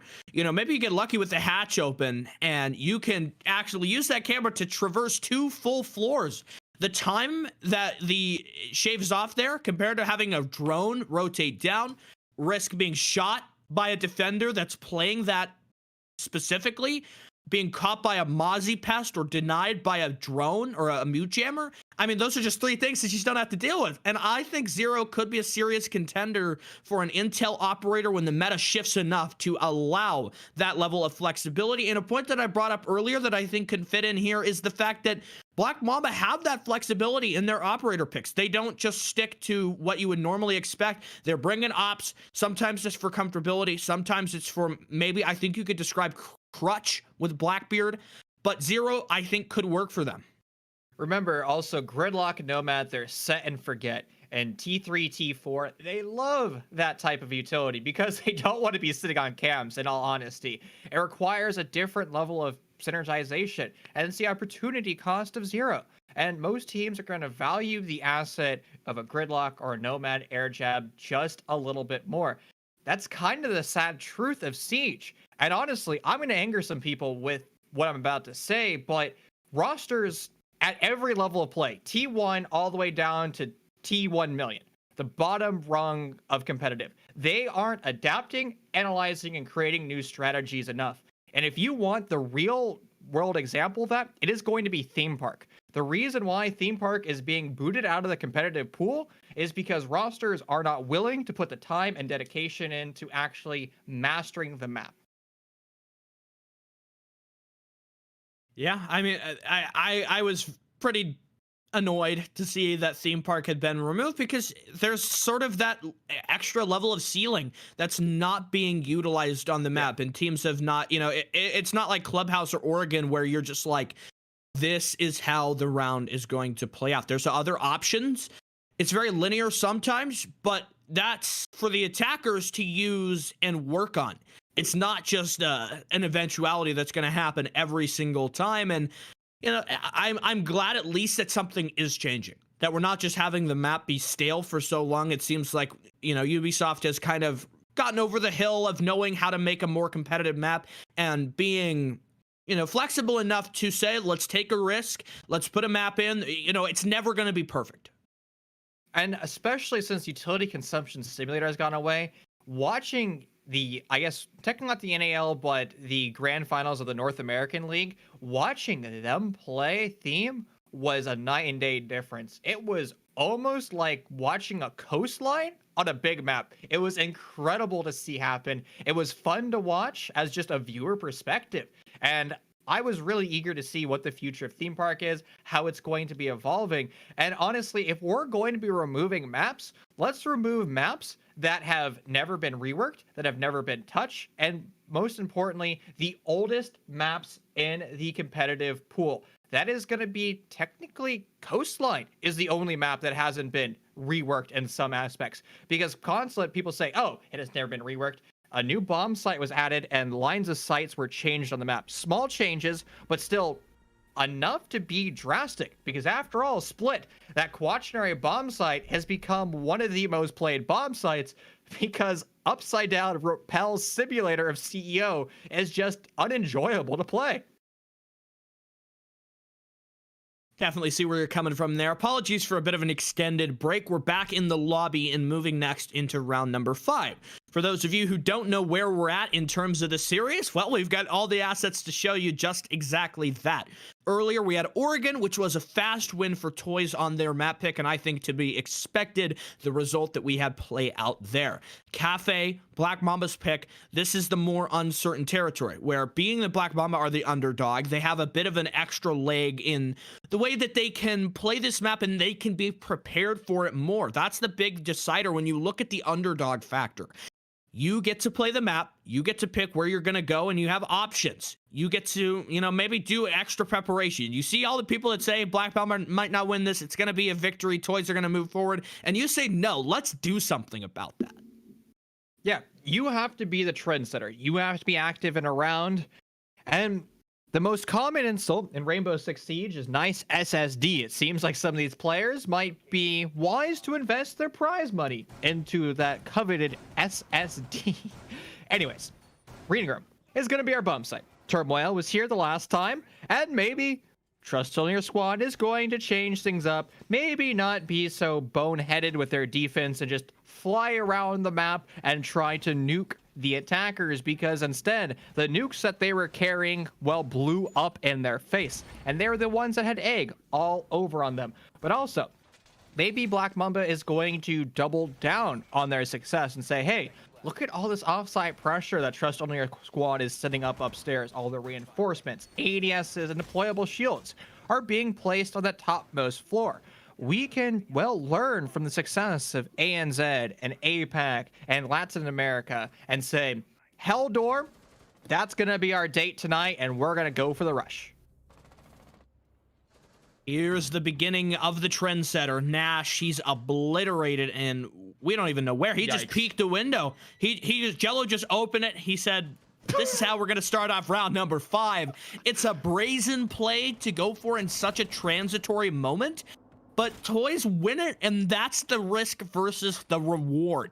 Losing your Iana, your only set of frag grenades, now you have to rely on the soft destruction elements of Curtsy and Romaine. And it does limit you in some respects, especially when we move into the topic of the vertical play. No breaching charges on Zofia. You have already one of the explosive rounds, the grenades out of that lifeline, used. Romaine still got 3 in his pocket, which is going to be needed to clear Goyle Vulcan's and Slasher's shield, maybe even barbed wire on top of that too. Once you finally clear out the top floor, assuming that happens, which is not a given, Black Mamba are going to have a very big lack and a drought of the soft destruction once they try to open vertical. We've been here before with Cordell sitting actually on piano. He gets the gunfight against Curtsy and wins it. Where's Black Mamba's crossfire? Why aren't they challenging any of the west windows, the south windows? Oh, they're going to now do that after they realize it's currently being occupied. That's the problem. They realized that about 20 seconds ago. There's a brazen run out, and Black Mamba gets 2 free frags as a result. Unbridled aggression has brought Black Mamba back into round 5. And that's the exact storyline that we had in round 2. Trust Only Your Squad wanted to play far too aggressive, and they lost the round as a result. They're going to repeat the exact same mistake. A dangerous proposition to be in.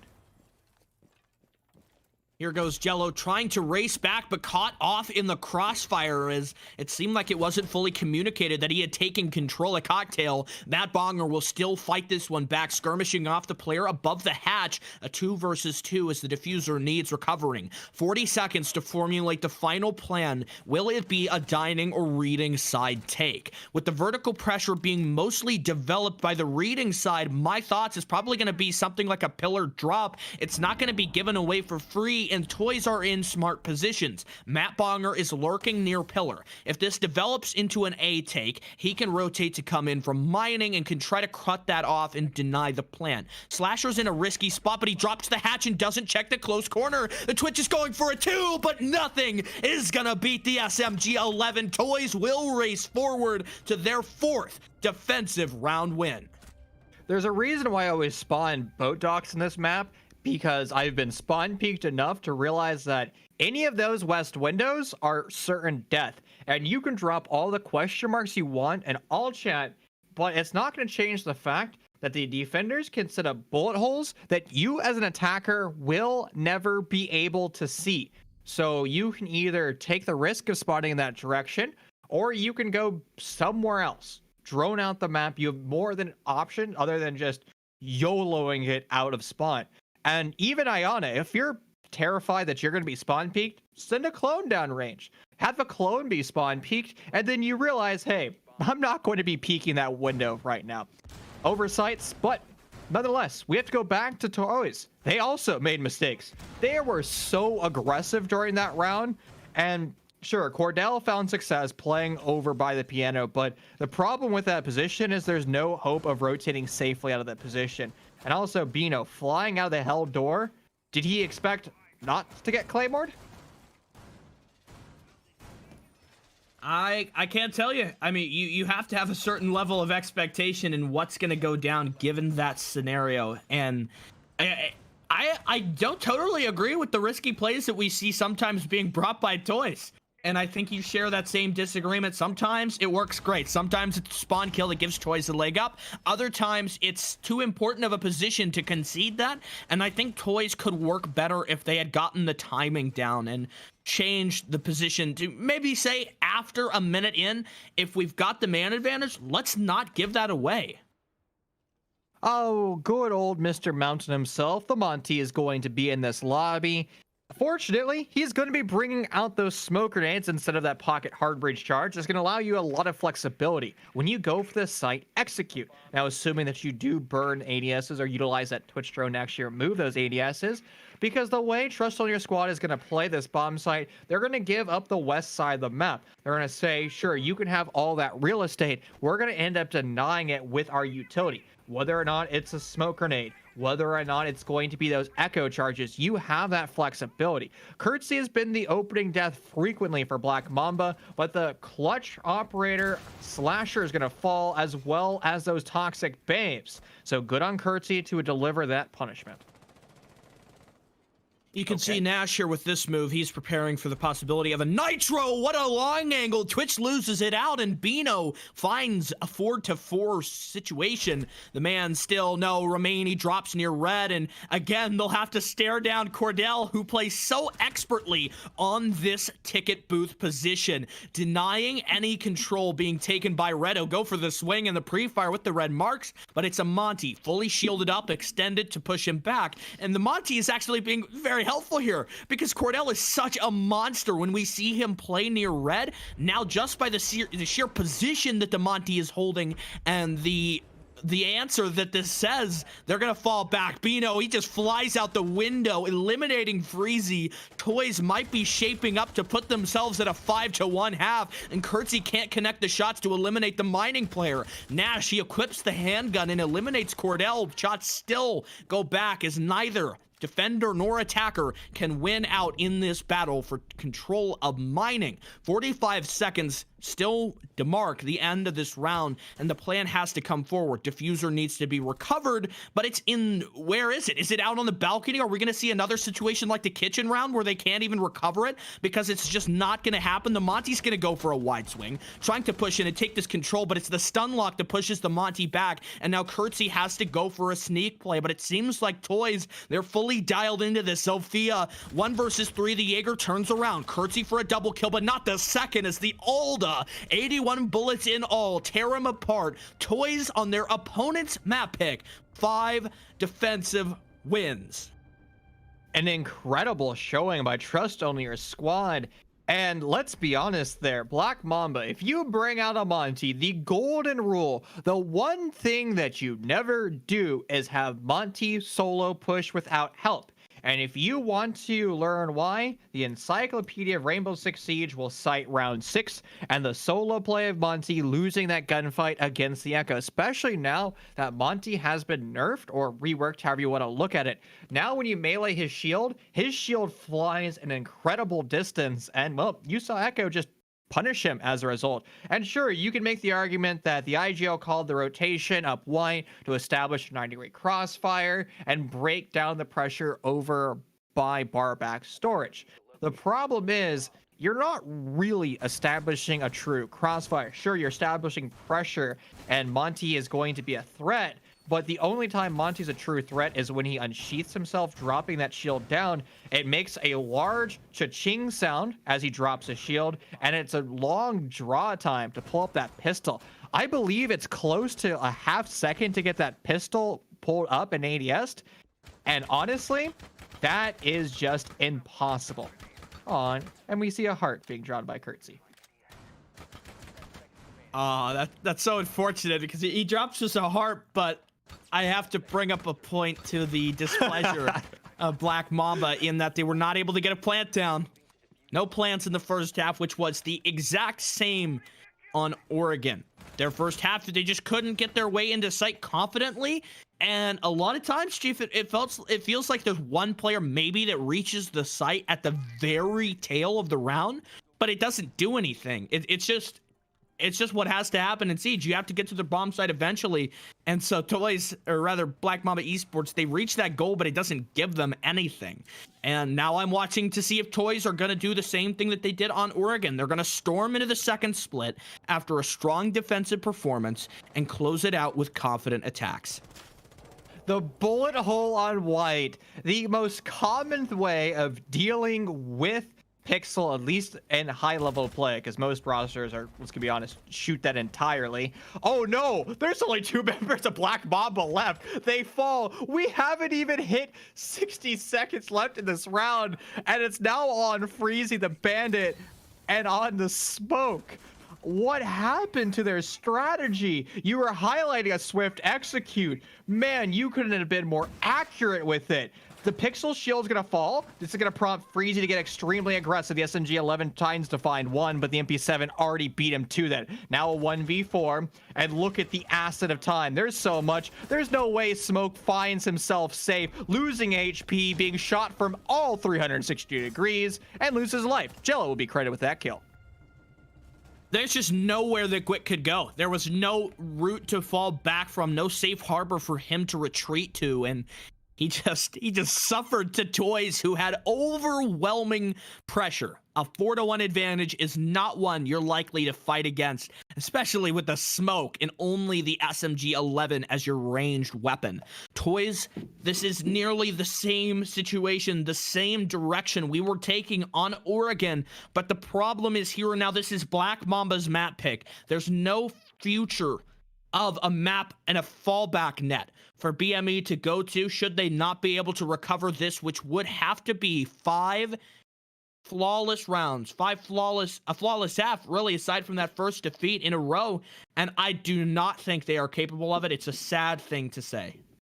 Do you remember one of the EU games, which was a 6-0, 6-0 flawless half? Yeah. And then it went to every round was a defensive win.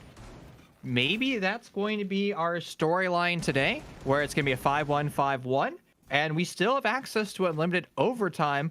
I, as a competitor, would always like to see a roster have as much fight in them as possible. 7-2, 7-1 splits, storylines, well, they're just not as great as what you want to see, especially in a quarterfinal. So we're going to have to see what adaptations Black Mamba is going to be making here on defense.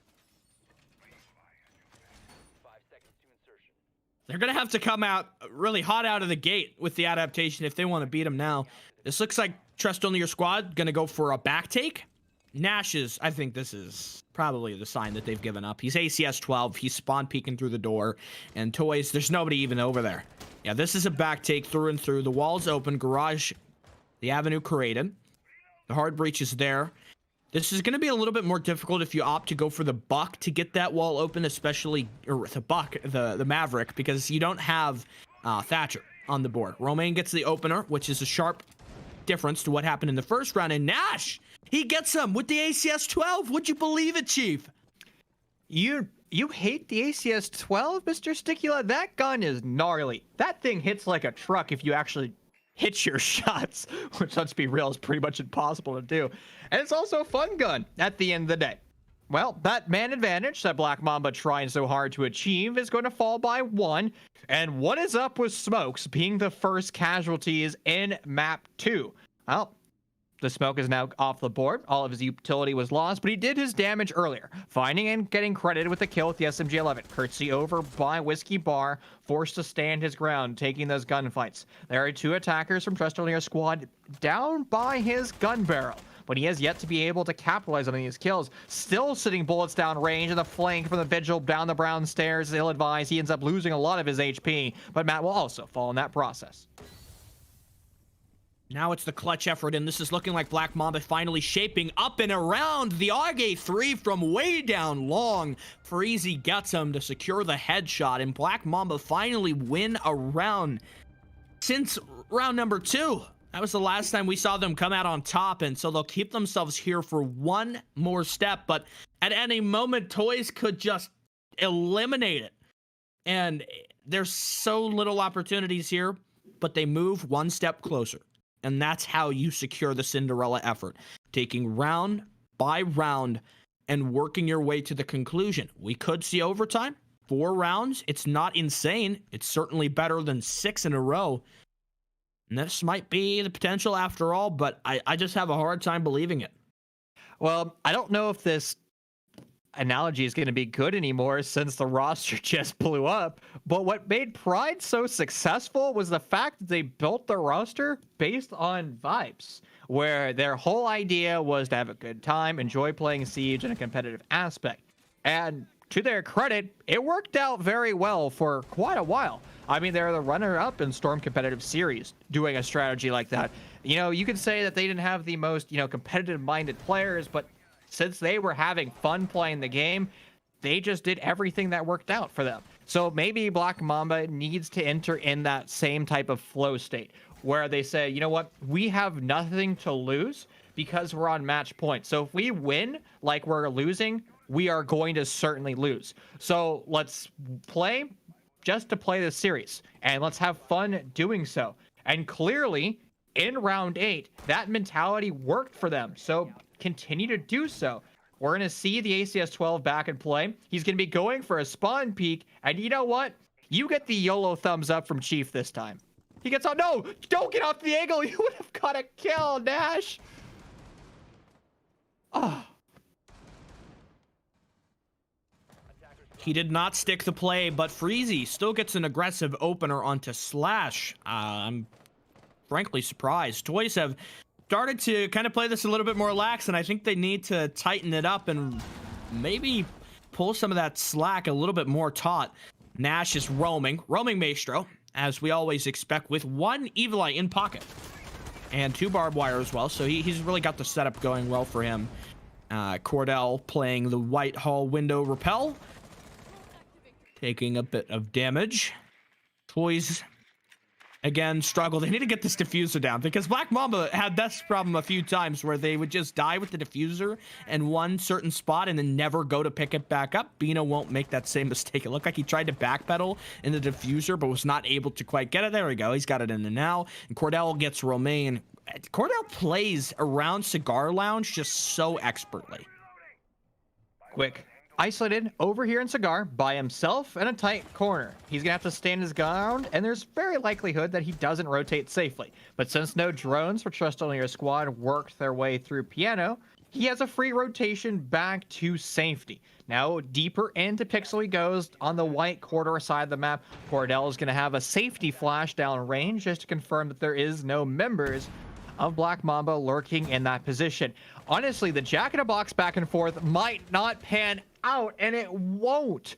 There's Cordell's free kill, and now the man advantage for Trust Only Your Squad. We have 60 seconds left in this round, and it's going to be on an ACS-12. All jokes aside, it's a terrible gun to have in this position. Slug shotgun that fires at such a low rate of fire. The likelihood of it killing somebody is just so low. Sure, it hits like a truck, but you have to guarantee that all of your shots hit. Cordell will guarantee his shots hit, getting credit with another kill. Kurt's down solo HP, rotating over to Barback. He gets caught out in the rotation. Now all on Freezy. He's gonna lose that gunfight to the shotgun of Cordell. And Toys guarantees himself a position in the semifinals. A swift 2-0, 7-2 across both maps. Trust Only Your Squad prevail, and they achieve the expected result in a swift victory. Cordell, quite a performance for him in the final round, selecting the buck and collecting the quad kill. That was a good attempt in some respects from BME. I think looking back over these rounds, there is a lot of work to be done. And there is certainly some substance material from them to build on with their new player to hopefully regroup and have a better performance come next season. But of course, with this loss, they are eliminated. You know, and going back to the joke I made at the start of Cafe, Slasher, I would say nice things about you if you spelled my name correctly. You know, in kindergarten, I before E, except after C, my friend. So if I can make that joke twice in a row in a cast. And if, you know, we're talking about new members, Slasher is still relatively new to Trust Only Your Squad's roster. And he is, well, other than his inability to spell, has been a good individual for this roster. He's really made them a lot more dynamic, except when he gets spawn peaked in the final round. It's a sad thing to say. But moving forward from this game, we have a few quirks about the schedule to explain. This was the second of our, or rather third of our quarterfinals. So we have another one that's coming up on the 8th. So you want to make sure that you tune into that between Intense Gaming and Dallas Vendetta. I think across all of the matches that we've had so far, probably the most evenly matched one. And then, of course, with the semifinals coming up next week on the 9th and the 10th, and the grand finals shortly after that. But from all of us here at Upsurge, we thank you for tuning in. I've been Sticula, my co-caster Chief, Dom, working behind the scenes to keep all of the production running, as well as Ma XD keeping us in the eagle-eyed position. Thank you. We hope to see you once again.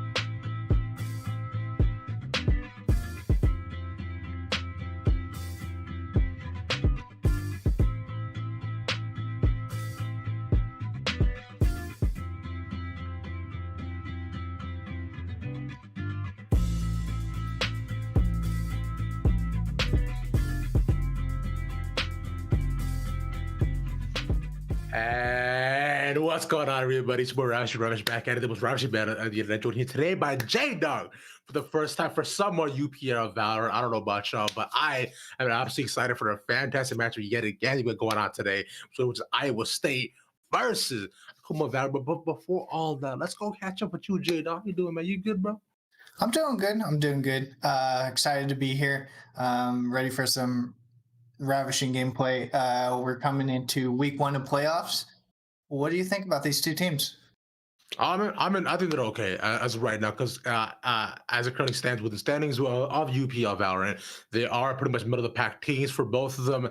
They are both coming off of 2 wins respectively, so doing pretty solid so far. You're both pretty much 2 goals across the board. With Iowa State, you even got a bye within about 3 weeks ago for the game. So it's like so far they're both doing pretty good. Both around 3-2, 2-3. Iowa State currently, I believe, has the better record within both of these teams right now. So I'm excited to see how things will throw down as it seems to be at a similar skill level. Yeah, I actually did a little research. Got to catch one series from Iowa State. Got to see some of their gameplay. Haven't seen much of Akuma, unfortunately, but I'm excited to see how this is going to go down. Iowa seemed like they had some pretty good stuff going, and who knows, Akuma can just match their skill level, match their ferocity, and we're gonna see what happens here in these map bans. I mean, with that though, because all the map bans have come on through, we want to split, ascent, and then bind. Those split I've seen become a lot more favorable for many more teams as things have started to open up literally across the map. I think it is still quite back and forth. The split, people are debating that it has become a lot more attacker focused, which, hey, if that's very, very cool to be able to flip a map like that with just a couple of changes. But I still think, really depends on the team and how well your ability you are able to adapt to the rotations, what's coming at you on the other end. With Ascent, I find like it is the go-to map for so many different teams. If they want to go for a best of 1 or the best of 3, it's like this is where so many different teams feel comfortable because I find on both sides it can become pretty even if, yet again, you are coordinated. That's the biggest thing, right? Coordination between 2 teams, respecting their call-outs, and working together, playing around your smoke, seeing flashes is really what makes a difference, especially at this level. Exactly. I'd be really excited to actually see this go to a Haven map, honestly. I think that's probably going to be where both teams are going to come together and be the most balanced, and it's going to create a lot of tension between both of them. So hopefully it goes all the way to game 3. That would be fantastic. Yeah. I mean, Iowa State has picked split, so this is their map of choice, which means that they will be on the attacking side going into it first. So I'd be interested to see if if they do have certain plans coming into it. But on the other end, split I find still can be a bit more defender focused, like just naturally with the way the map is set out. So going to map number 2, which is Akuma's side, considered also on the attack on the other end for going into Ascent. Coming into split, I'm gonna need to be impressed by Iowa State if they have a chance of making it. On the other hand, if Akuma comes out with a good show, we'll see what happens as we go on into split, J-Dog. Here we go. Game number 1, Akuma Esports versus Iowa State. This is gonna be a match for the record books, I hope. Playoffs week number 1. Let's get into it. Yes, sir. What are you expecting to see going into this matchup here, J-Dog? What about you, man? As far as Iowa State, from what I saw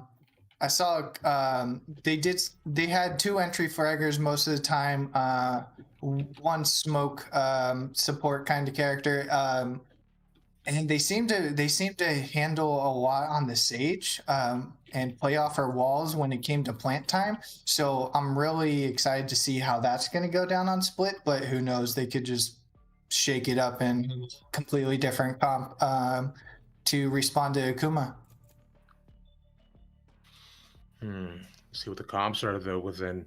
I've seen things. I think people change things up as of right now. Although Astra's obviously not allowed, she's got put into the game. Just I think just a couple days ago. I've been testing the possibilities, which I think that'll be very exciting once what she's like when she's actually allowed in a lot more of these plays. But Brimstone we've seen has been the go-to smoker for a lot more of these teams. As you're seeing, just they're trying to lock in agents, just waiting on one. I believe Fitting side is having a little bit of a mind blank. Was it as like, okay, well, lock in breach and that's it. As that There was we go. expected a bug, unfortunately. Yeah, so we just saw all the teams have been locked in. It seems like the Omen is still the controller choice for both these teams, which I like. But I like that we're seeing breach on both sides. But I think breach is such a fantastic agent and is super underutilized. So I'm happy to see him on this. Actually interested not to see a Sage on Iowa State. I think they're opting. She was opting to go for the Killjoy. I think that's the same player. Lambo, yeah, he was on the Killjoy last game, or the game I saw. So he's going to Killjoy for the defense, and this can be very interesting. We're gonna jump on with the Sage. Looks like she's gonna look in mid, possibly go for that early wall. Let's see how everybody else sets up on the other side. A side, Cypher is just planting his tripwires, getting everything set up, and I don't know. Let's see how this aggression goes out. Looks like Jet's gonna sit up there on A heaven, and here comes the wall out. Yep, they're not going mid, but it looks like there's gonna be a push garage by Phoenix. Earthquake coming out. That's not gonna hit buddy. We're gonna jump onto Omen. He's gonna solo defend B. Looks like there's a two-man push and Raze gets the kill there. It's gonna be Raze and Phoenix going around, but it looks like they're opting to back off. This might be a rotate. Bomb's still in center right now. 4v5 situation. Let's see where these guys go.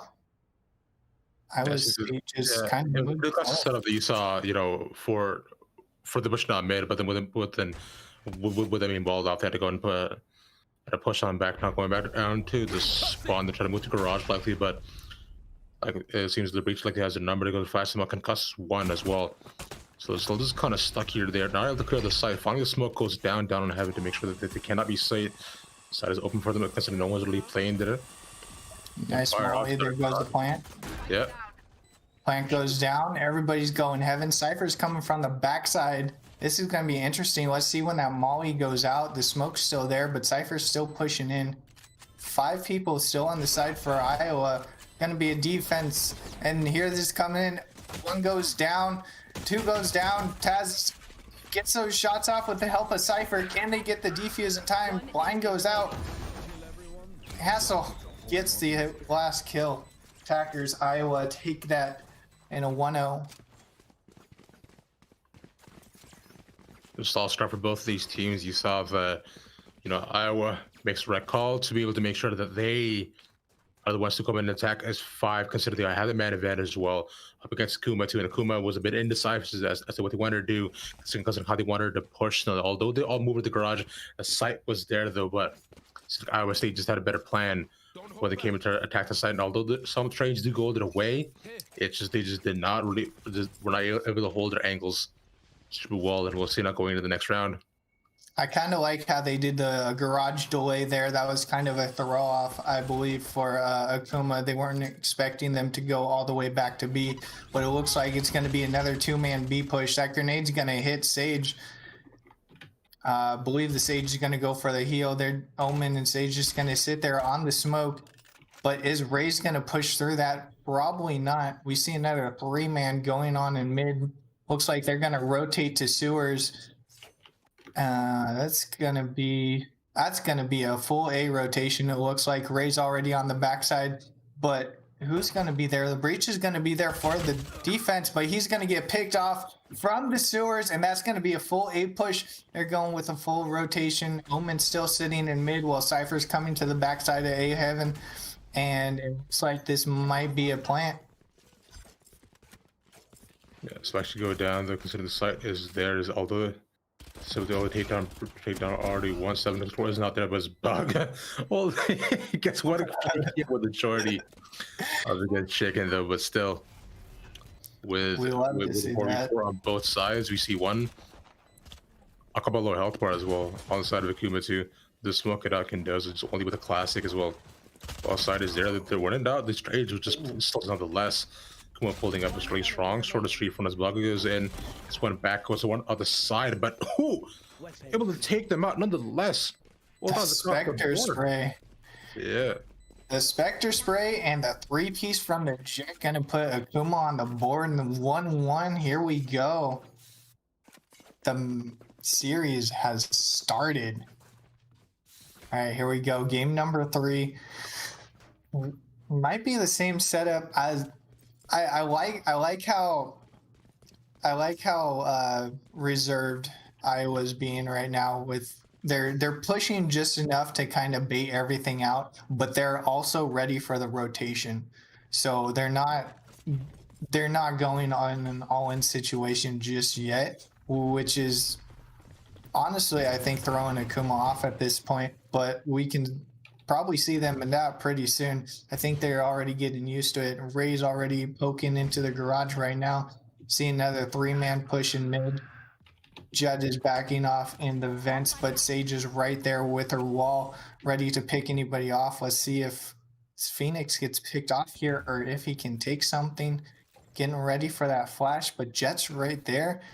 Is he going to be ready for that? The flash goes out, but he's not going to be able to take it. The Killjoy goes down as well. Sage picking up those kills with a Jet on the backside. That's going to be a 3-2 situation for Akuma, and one more goes down. 3-1 Breach by himself. Is he going to be able to pull this off? Bomb down in mid.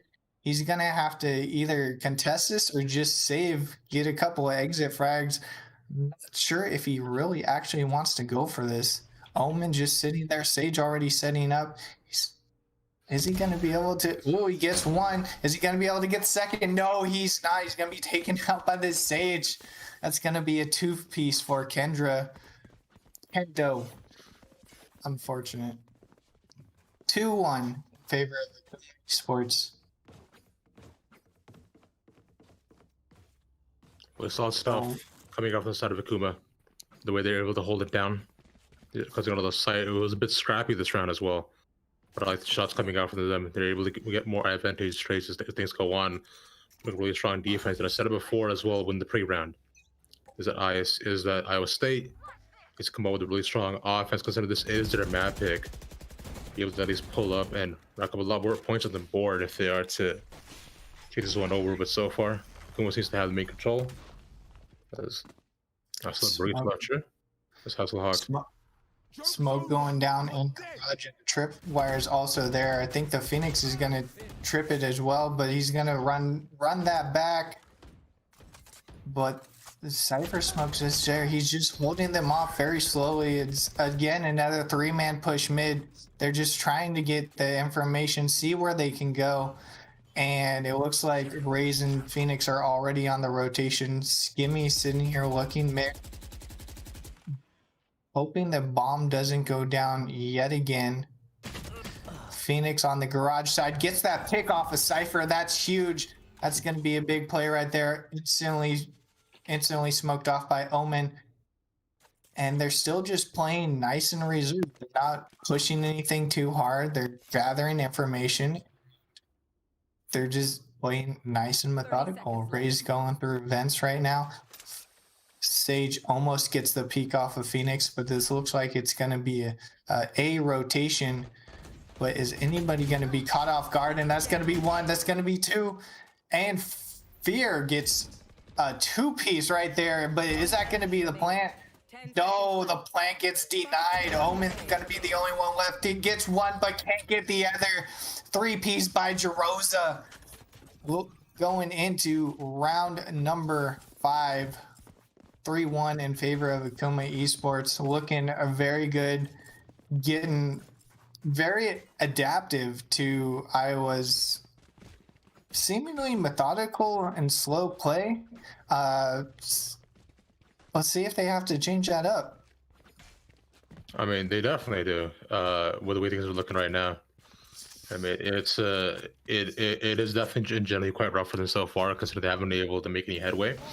Both these teams, I understand things are being a lot more defensive, but you're not able to come out to win within almost any of these rounds so far, even with guns in your hand, because now they've entered what I have to call the ping pong economy for themselves, that they They need to be at least get one round for themselves to recover as of right now, but it is genuinely rough.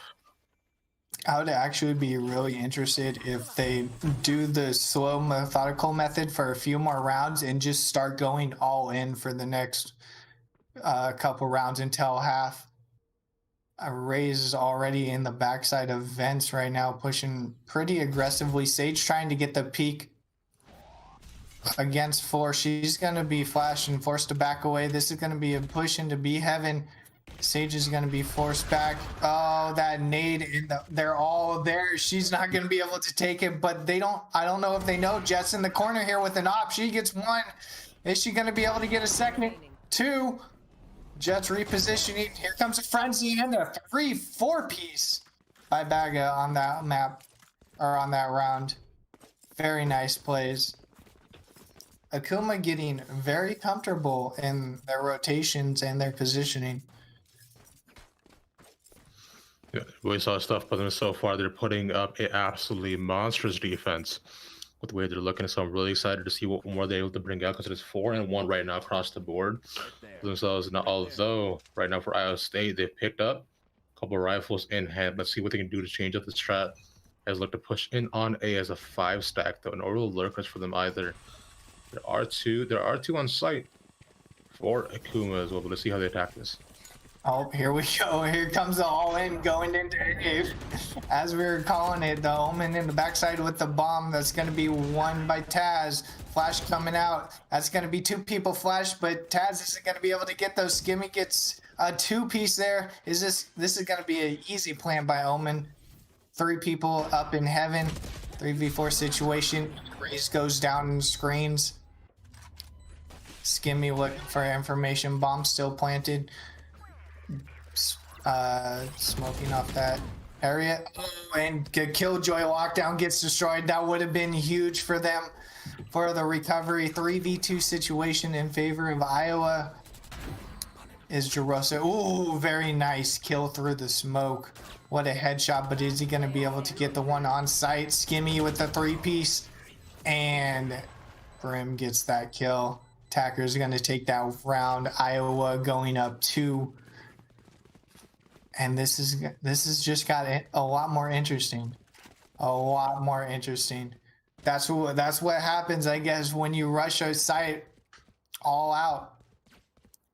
I'm pretty sure they probably could have smoked a couple more places. But I mean, they were just going all in. I think they were just testing the waters at that point, and we'll see if it works for them again. We saw stuff coming off of the side of Iowa with the way they were able to actually attack the site to so good a little entry for themselves to the goal block out screens too, and these other controls as well, where they're able to get heavy control, which is the most important part, especially when attacking their onto a site. Now, as they move into the B side as well, as looking to start changing things up. Although the site hasn't been too favorable for them, we'll see Akuma decides to defend as of right now, because that was a much needed round for Iowa to really get the economy a little bit back in control. As the way it looks right now, Akuma does have a lot of funds to spare, because it's just 4-2. Things are still decently even. All's lost as of yet, as they look to push yet again through mid. Get spotted out. They break on the wall yet again, but Jerosa's there looking to back peaks and gets 1 already from this private with Kendoza. Take out the Raze with a main fragger for Iowa State. So another pushes a little bit more as he continues to smoke off screens, but if you can have it still not in their favor, prefer that they push that in. Each of the flash. Spike's not done yet. Comes the heaven push. The breach flash goes out. He's by himself first 3. I don't think he knows all 3 of them are there right now. I think he's going to opt to push that in. Gets half damage on 1, but forced to back off. Ken gets another kill, putting 3 on the board. Lambo gets a shot on Taz, and the 2-piece from the Cypher. That's going to be a defender win by Akuma. Looking very nice. I'm really surprised at how dominant Iowa is being able to go into mid and get that information from there. But also, I think part of that is from the Sage Wall being just the fact that the Sage Wall is there, just engages Iowa and able to go in, get that information. They know if they're going to be in mid, they could hear those sounds. They know where they're possibly going to be. And that was almost a pre-snipe by the Jet. Jaros is going to be using that teleport to get to the other side. Taz coming up, and it looks like this is going to be a full push. They are knee deep in heaven right now, but Cypher is going to be there on the backside. Is Ray's going to be able to take it? And it looks like we had a little delay there. Right there at the moment. See if the Cypher was going to take out that raise. But can't wait to see. I can't wait to see the rest of this game. It's already 4-2, and both teams just looking dominant. They know the rotations. They know where they need to position, and it's. I'm ready for a really good series. I am as well. And things have been looking super solid so far between both these teams. You've seen how Iowa State, although they do have some light spots, though, especially when they attack on the A side, plus was really crucial there on the side of Akuma too.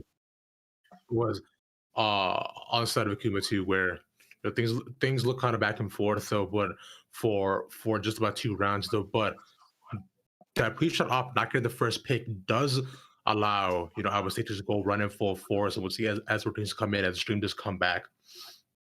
They should be able to find out what was the penultimate state between the rounds so far as to keep you in suspension. I promise. All right. Sounds like we're all good here. We're going to go back into the game. Just a little bit of technical difficulties. I'm really excited to see if that Sage ends up not walling off mid. Oh, looks like we're dialing back a bit. We're going to restart the round here. Gonna go Baga getting off again. So with the teleport, Taz going up in heaven, full A push, and we're going to finally see if this Raze won that fight with Cypher in the backside. Oh, and Cypher is going to take it. Very nice, but I'm not sure if they know Breach is there. It's going to be a 2v1 situation. He's going to put a camera, but that's going to be instantly taken out. Looks like it's going to be a rotation onto B here with Akuma's Omen sitting in garage as well. Going to be a 2-man push on B. Jarosa coming out of the garage very slowly, just sitting in his smoke. Bomb going down. 2v3 situation. Jarosa's going to get a kill, but going to be instantly traded out. 1v2 situation. Skimmy's not going to be able to take it, and that's going to be diffused by Akuma. Yeah, Gumi yet again just had the site locked down from the beginning too. It's just, although plant went in, it was a bit of a rush play too, considering just how down Iowa State was across the board. But for the way it's looking right now, Akuma are looking absolutely fantastic. The 7-2 right now have the complete dominant victory, and we saw before, on the offense, like it's Iowa State haven't looked too great, but maybe their defense side of the team. But Akuma so far looking to make this round probably go up 10-2 before we go into the next half.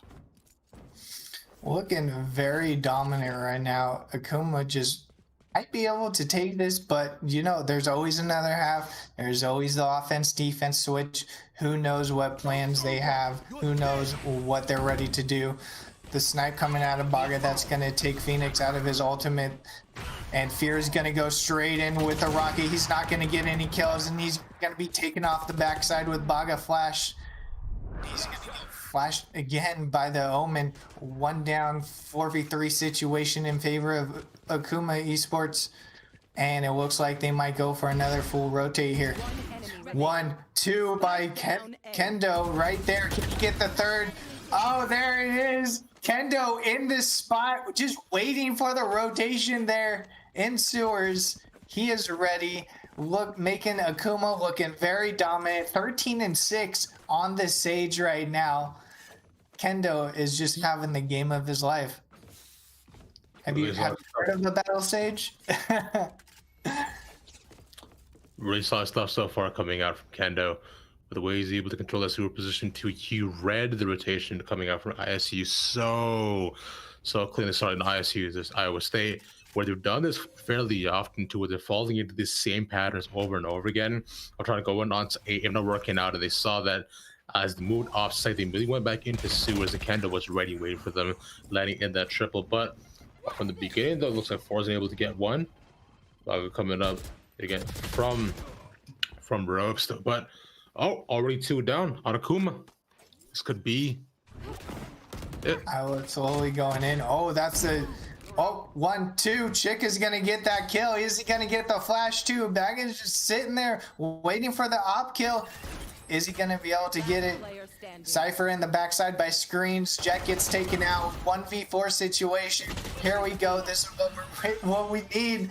And that's not gonna be able to take it. Iowa going up for a third round. 8-3 in favor of Akuma. I believe that right. Yeah, I believe that right there too was Akuma just getting just a little bit sloppy and a little bit too brazen with their pushes too. If this held back a little bit longer, I believe the round would have definitely been theirs. But so far. I think maybe yeah, maybe the full push wasn't the wave. Maybe the slow methodical method was actually working for Iowa. Maybe that's what they need to bring this back here. Just to get a few rounds in before half. Wall going down by Kendo again, just shutting off that mid situation. They just don't want it to happen. And it looks like it's going to be a 4-man push by Garage. Omen's still sitting in center, just trying to get some information. Smoke going out, and Raze is going to back off. Cypher putting down some pot shots. Killjoy ulti going down. Are they going to secure the site with this? Might be a full 4-man push in here, and the Killjoy gets spotted by the Cypher. Knows exactly where she is. Sorry, and Raze in the corner. Oh, Skimmy gets a pop off on the Sage. Spike planted. Bomb goes down. Cypher waiting for him to come out.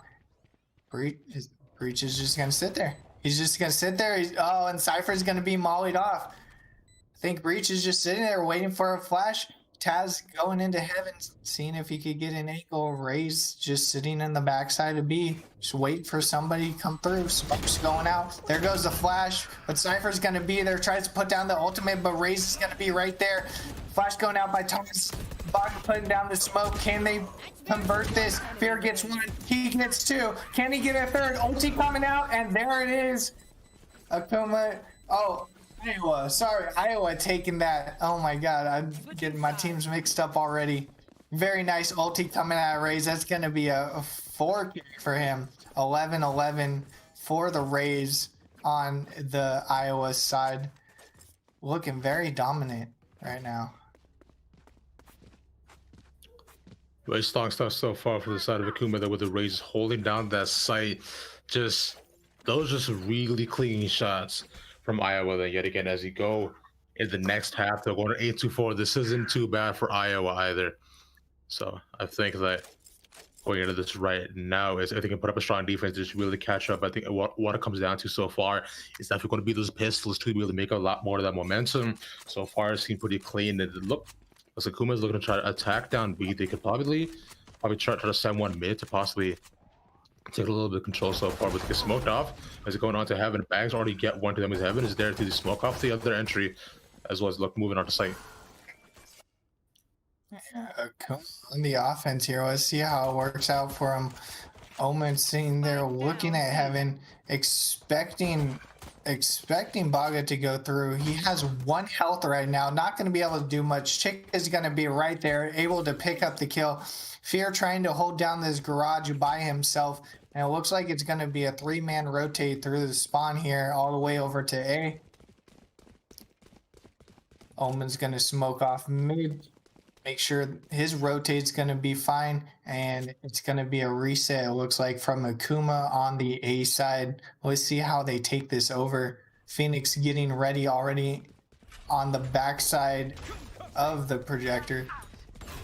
2 people in heaven. Bomb goes out. Omen's going in. Phoenix gets a kill. Bomb gets a bomb kill from Killjoy. And the Cypher's not able to take it. It's going to be a defense win by Iowa. 8-5. Game's already coming back. Are they going to be able to do it?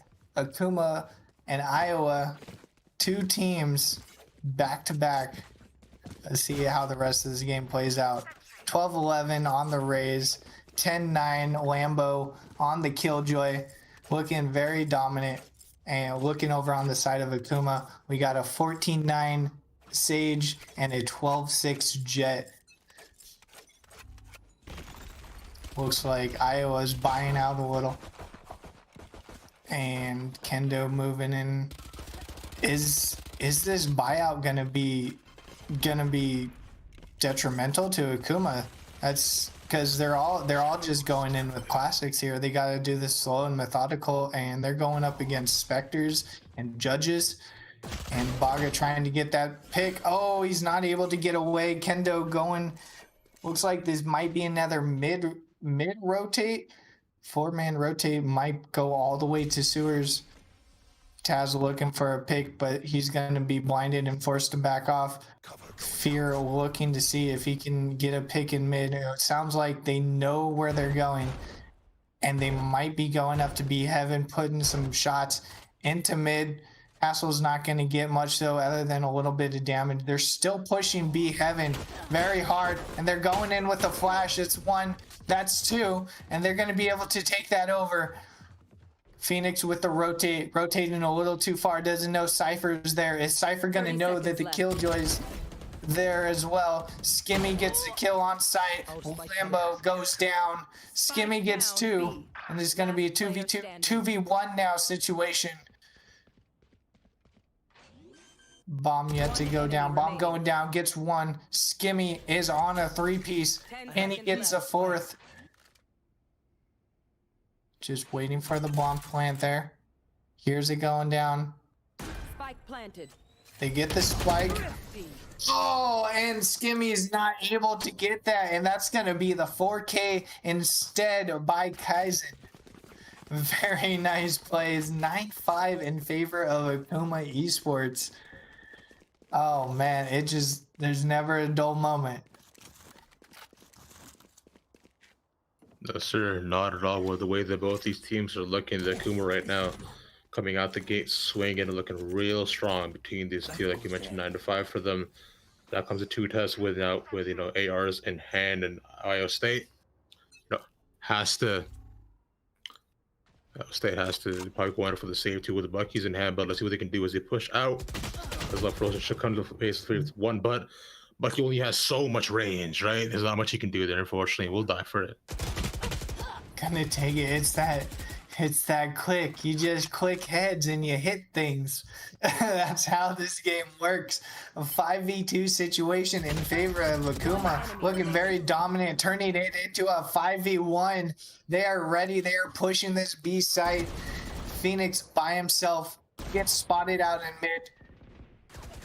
Doesn't choose to contest that. Unfortunately, he has a Bucky. He's not going to be able to do too much. Puts a flash up in mid. Gets a little bit of damage, but that's going to be Jarosa with the kill. Akuma Esports looking pretty dominant on this attacking side. Going up 10-5. Let's see Iowa bring this back. I am ready for a whole series. Yes, sir. Would be extremely exciting to see what both these teams are able to bring out. But so far, considering Akuma is just showing such a dominant side, they just had so much to bring out to you going in from the first couple rounds too. Extremely strong, but the same will happen. They do go for a really aggressive defense push, but no one from Iowa is there to peeking through showers. The shots come out, through sewers, but able to get one immediately too, because Iowa, a little bit stuck. A little bit going all the way in with the aggression, and now Iowa's just kind of on the defensive side here. 1, 2, and it's gonna be 3 by Baga. Just sitting there waiting for him. Knows they're coming in, but Fear's gonna be able to get one of his own, but that's not gonna be enough. Akuma's still taking it. What an interesting turn of events that was. That could have been so much worse. But considering right now they looked really strong so far, though, with 11-5 across the board, it's just still 10 seconds left to go within the setup. Kuma seems to be going in for a bit of a split push between both these teams, but I imagine right now since it's so far ahead, feel really confident in the ability to be able to just out-trade Iowa State. As looking to push it through garage, they do get concussed, so it was something to push for a little bit longer. It's coming onto the side, onto B. Chickball does have the Phantom peeks in and gets another, but really gets traded out. Trying to get away, but not fast enough on the gun switch. Kendo's gonna take it from Fear. Fear's gonna get that nice Vandal kill, putting out a nade. Don't think he knows Breach is there. He's just gonna back off. 3v3 situation instantly turned into a 3v2. Lambo coming in on the side of A, and it looks like Breach sitting by himself in the garage. Taz trying to pull something out, waiting for his teammate to do something. And it looks like he's all the way over on the A side. Jarosa's gonna be able to get one, pulls out the teleport. Is he gonna be able to get two? Killjoy doesn't poke enough. Taz on the site, waiting for the plant. 2v2 situation. Omen opting to go into the heaven area, and bomb is going down on the B site. Iowa just kind of perplexed at what this plays. What plays are going on now is and Fear's gonna be able to get Jarosa on that kill. It's a very nice pick, but is Breach gonna be able to Taz? He's sneaking up. Is he gonna be able to do it? Oh, and the turret goes down. He's gonna be able to go past the turret. Oh, and he's not able to get the second one, and Fear's gonna get the 3K and the bomb defuse. Iowa taking that game 11-6, still in favor of Akuma Esports, but Iowa is not out yet. They're ready to come back. They want to put up a good fight, and I'm honestly ready to see it.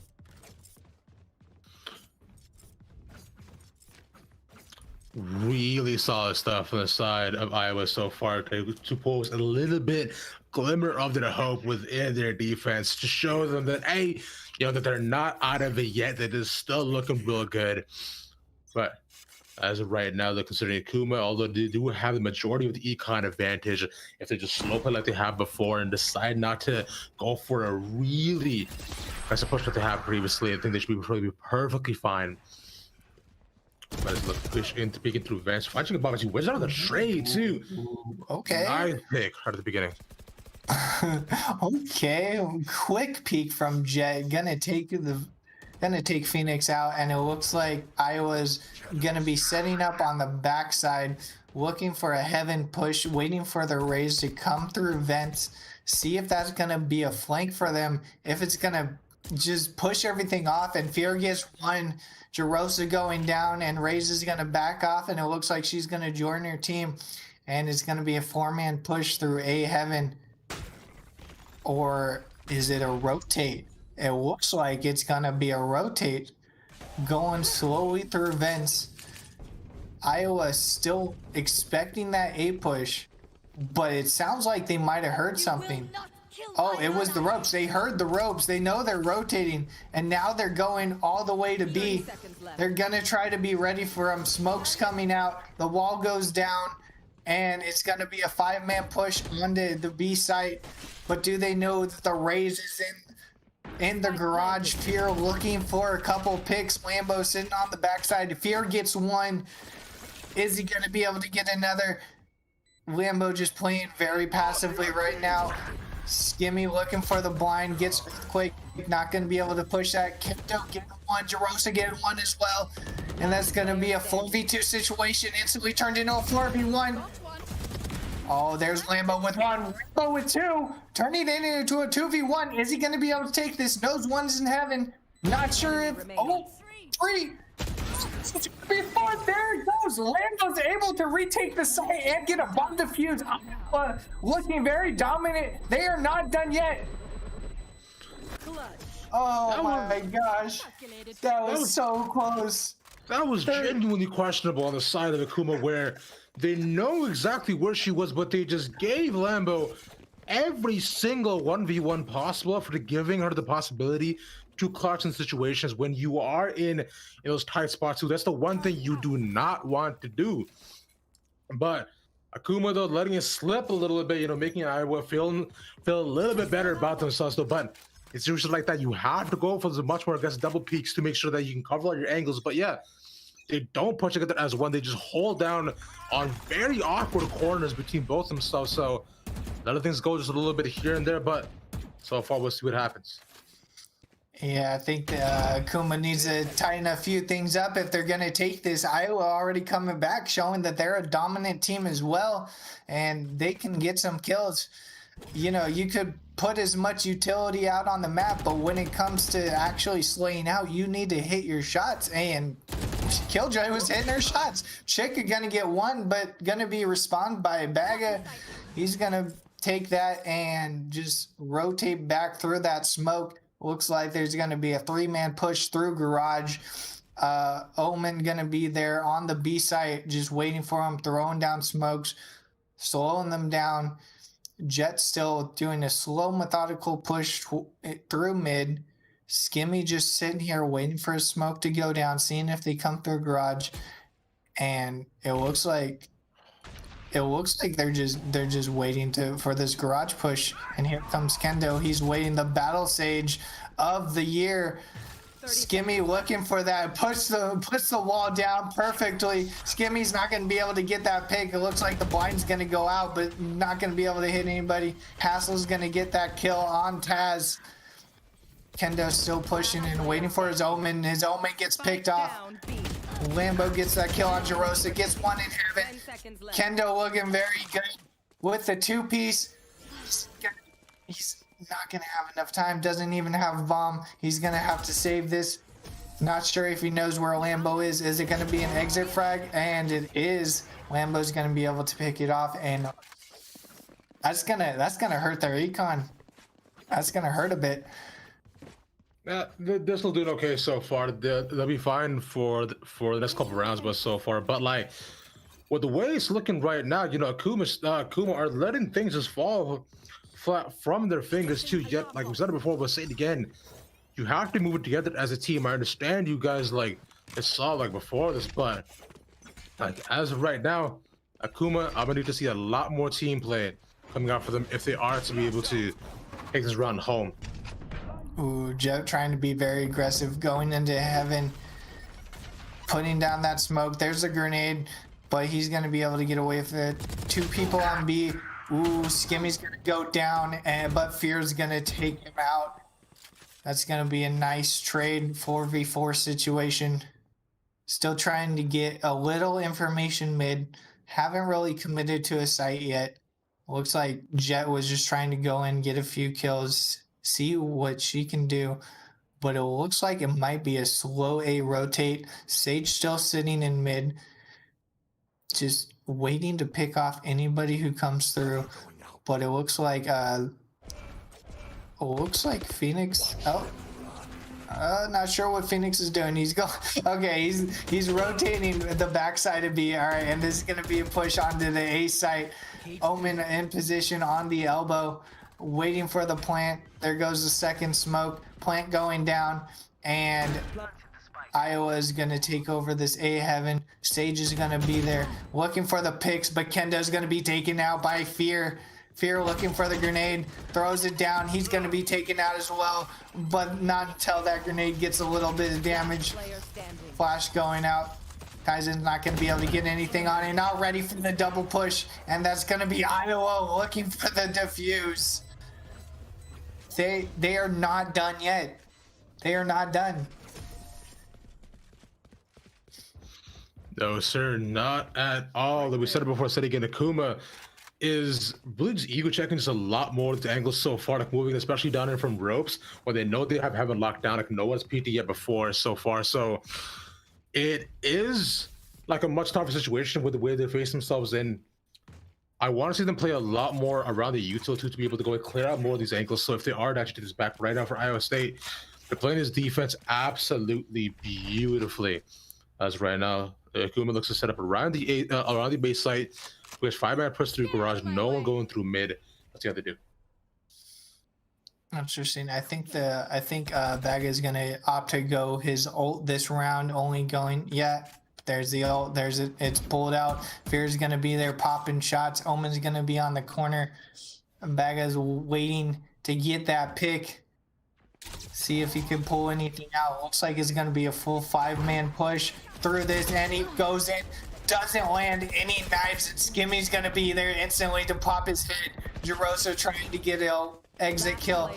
Omen's gonna be taken out, and there it goes. Chica and Fear just cleaning up house.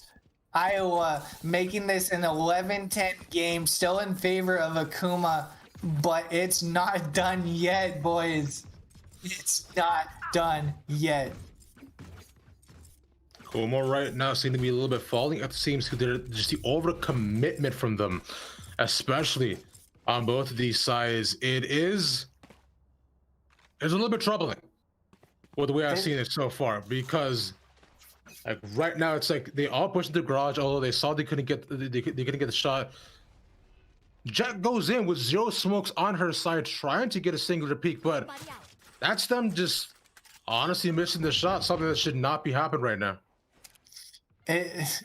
I get it. One of the worst things I think in this game is when you're up a huge lead and then you just start falling behind, and then your eco goes down. As you can see, you got assault rifles on the side of Iowa, and AKM is just sitting thrifty right now.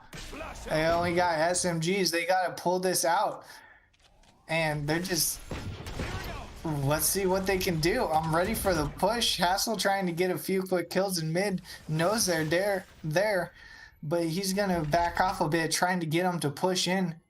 Is this going to be a full push on the B heaven side, or are they going to rotate? Cypher looks like he's in A. Gets hit by that grenade as well. Just a little bit of damage, but now they know he's there.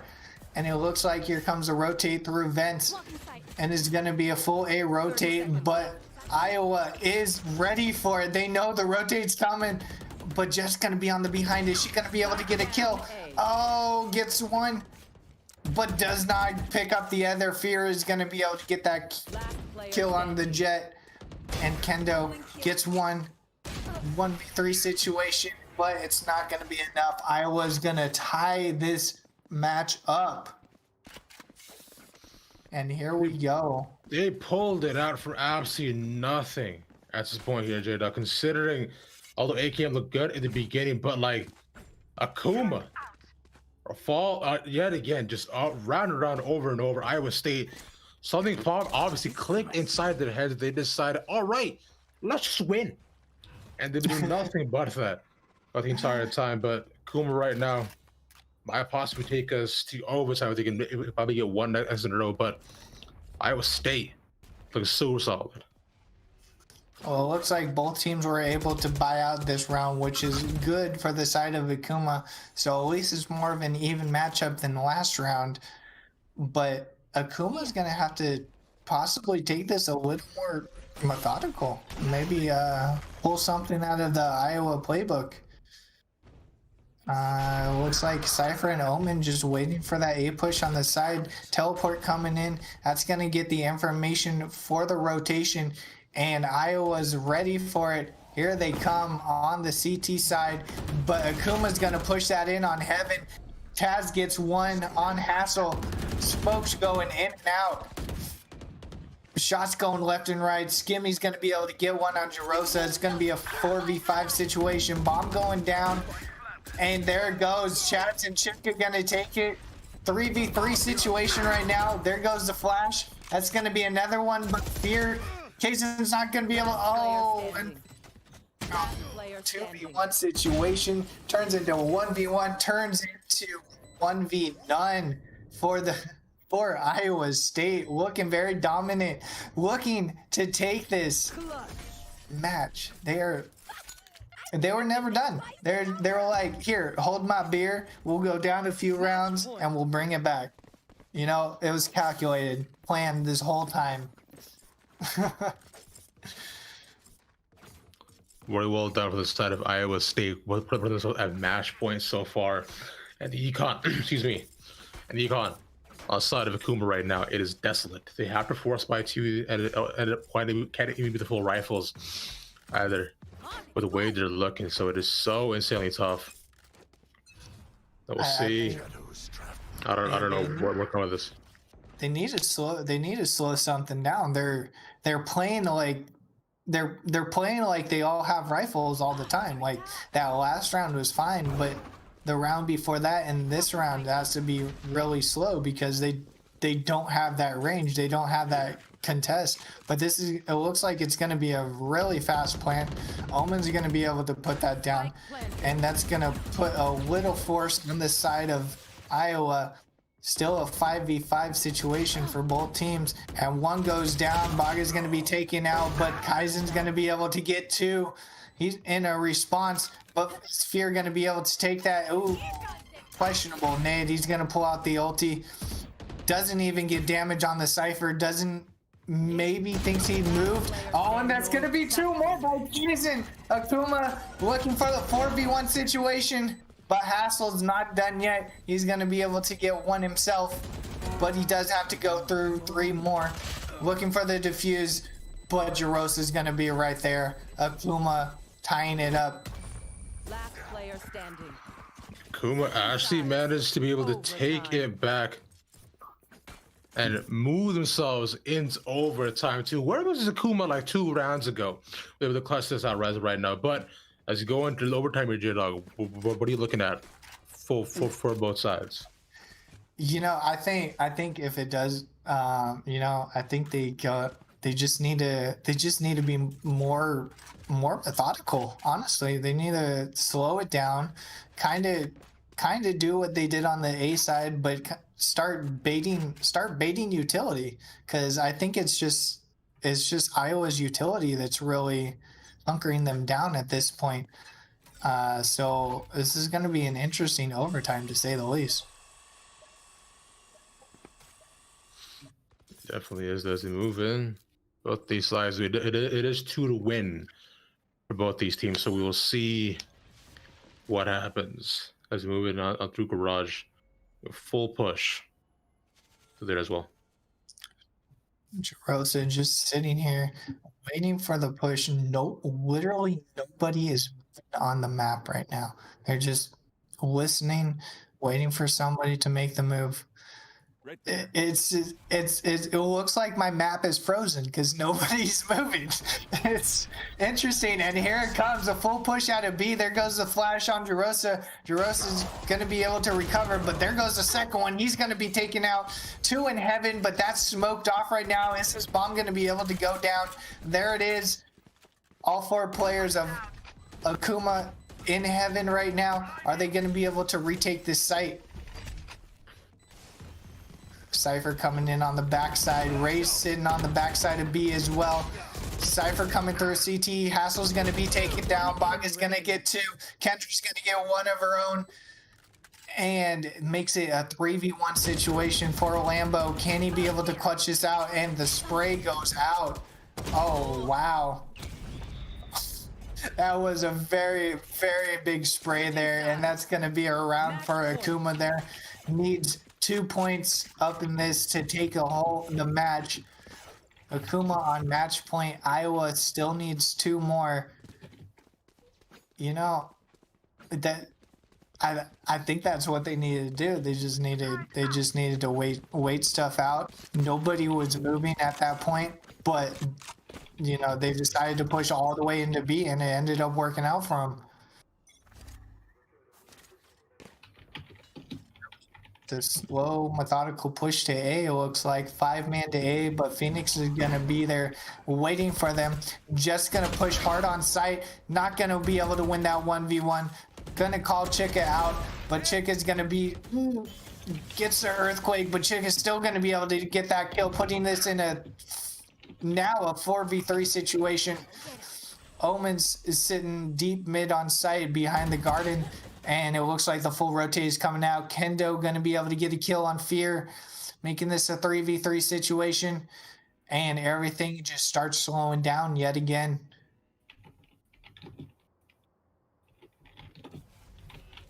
Smoke's going out by Omen. He's going to teleport in there. It looks like they might opt for a B rotate here. Yes, it is. Oh, slow rotate over to B. And we're going to see Iowa's Omen just sitting there in mid looking for information, smoking off Garage, 30 getting seconds ready left. for that B push. They know if it's taking this long that it's probably going to be a full rotate, but Killjoy's still sitting on it just in case. But is that going to be detrimental for them? Wall going down, Flash is coming out, and that's One enemy gonna be remaining. 2 for Hassel, 3 for Hassel on the side of Iowa, and again this is tied up. Switching sides. Overtime. Oh, same goes again. We're going to double overtime here, Jay. We're back and forth with both of these teams. Things that have not stopped. So far, still full buys across the board, though. But happily, we're still going at this point. We're still going. They're all able to still full buy out with this overtime money. If it was a pubs match, would you tie or would you keep going? Oh, of course, keep going, bro. For the win, always. For the win. And let's see. Akuma's trying to pull this out now on defensive side versus Iowa. Iowa trying to take over this garage and get some pop shots. Cypher's gonna be there though, ready for his trap. Smoke's going out, and they're gonna be forced to back off of this garage position. 2 in mid, looking for just a little bit of intel, and it looks like it's gonna be a full call over to A site. Breach sitting there in the corner, waiting for somebody to possibly overstep their bounds. Jet's going to be there looking on A site. Got a nice little angle for the hallway as well. And here comes Smokes into the screens. Oh my gosh, the cheeky little saw her foot through the garden post, and that's going to be a nice kill from the Rays. Spike going down for Iowa, and Akuma's going to have to rotate on this. And that's 1 going down for Chica. Jarosa not being able to pick up that kill. It's going to be 2 more in heaven. Sage looking to get a pick. Knows that there's 1 on ramps. Gets 1, but Lambo's going to be able to trade that out. Still a 4v2 situation. Kaizen gets flashed out. Lambo's not going to be able to get that grenade. Turning it into a 2v3. Now a 2v2. And Cypher's looking to push screens on this side. Breach trying to pull out a few shots. Is Kaizen going to be able to get this? Gets 1 on Phoenix. Is he going to be able to get the second? Just a little bit of damage. Taz looking for the kill. But it's going to be a delay. And ISV going to be able to take this 13-14. They are now ahead and ready to take this game into match point. Wow. If this is anything how this whole series is gonna go, this is gonna be one hell of a Valorant series. And considering so far they're able to bring this back all the way from the depths for Iowa, with them not being on the defense, but they look so strong into that attacking map, just puts Akuma in a real tough position. They have to clutch at this point. Akuma looks so tough so far. I mean, so weak so far on the attacking side. It is a bit of a tough position for them right now, but we'll see what they can do. Consider the setup right now for both these teams. It is still quite split for the side of Akuma, where they're looking to push into A, but a lot of the Killjoy util is already set up there, to which he's holding the backside, not in your vents, waiting to see if you can catch anybody on the rotation. That Rage is there too, so they should be able to find out anybody to push, and the Spike is still left outside of B as well. So they're committing anything, but they're definitely trying to commit to the rotate too, with 2 playing on B, with the Phoenix and the Omen. None of it's smoked out, but Sage is not opting into peeking as of yet. Like I let me pick up the Spike and move it through mid. The Raze is up by heaven. They have the breach there as well, so a couple flashes, maybe you can clutch to the backside. Should clear that up for them. Interesting plays. They opted to throw the spike down and try to get some picks, but they weren't able to get anything. Still a 5v5 situation, and it looks like it's going to be a slow rotate to A heaven. Is Jet going to be able to get a kill on Hassel here? Oh, Hassel knows he's there, but it's not going to be enough. They're just going to trade a little bit of damage. but Jet's gonna be forced to back off. Smoke's off screens, and it looks like this is gonna be a full A push. Can they get the bomb down? Kendo's gonna get a kill on Hassel. Very nice headshot. Baga and the Cypher are gonna sit on elbow, just waiting to defend that spike. Skimmy looking for a cheeky shot through the box.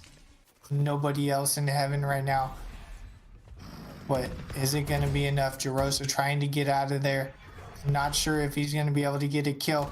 Now he's going for the peek, and now he's stuck in the corner. The blind comes out, and he's going to be forced to peek out, but the Phoenix is going to be there. 3v4 situation. Kaizen looking for a kill up in heaven, but he's going to be taken out as well. Lambo's going to be there. Taking out Taz. Skimmy is on point, and Iowa looking very strong. 2v1 situation, and it's not going to be enough. Iowa's going to be able to get the defuse. Oh no! Not enough time, actually. Akuma with the bomb. Switching sides. Man, Overtime. how long are we gonna go? 14-14. Both teams looking really dominant. We got 3 people above 20 on the side of Akuma, and 2 on Iowa right now. Just everybody trying to play out of their minds. Now that everybody's just able to buy out full, it's a lot more interesting. I'm going into garage by Fear. Not going to be able to pick anything up, it looks like, but Cypher's going to put down his traps, waiting for something to come through. The camera's going to be taken out, taking a lot of damage. Oh, that is not good for Cypher. He's going to be forced to back off, but fortunately the Sage is there to give him a little bit of health. Gets back up there, but that's really unfortunate, and Kendo's waiting for Fear right there. Very nice headshot, putting in a 5v4 situation. Akuma just waiting them out at this point.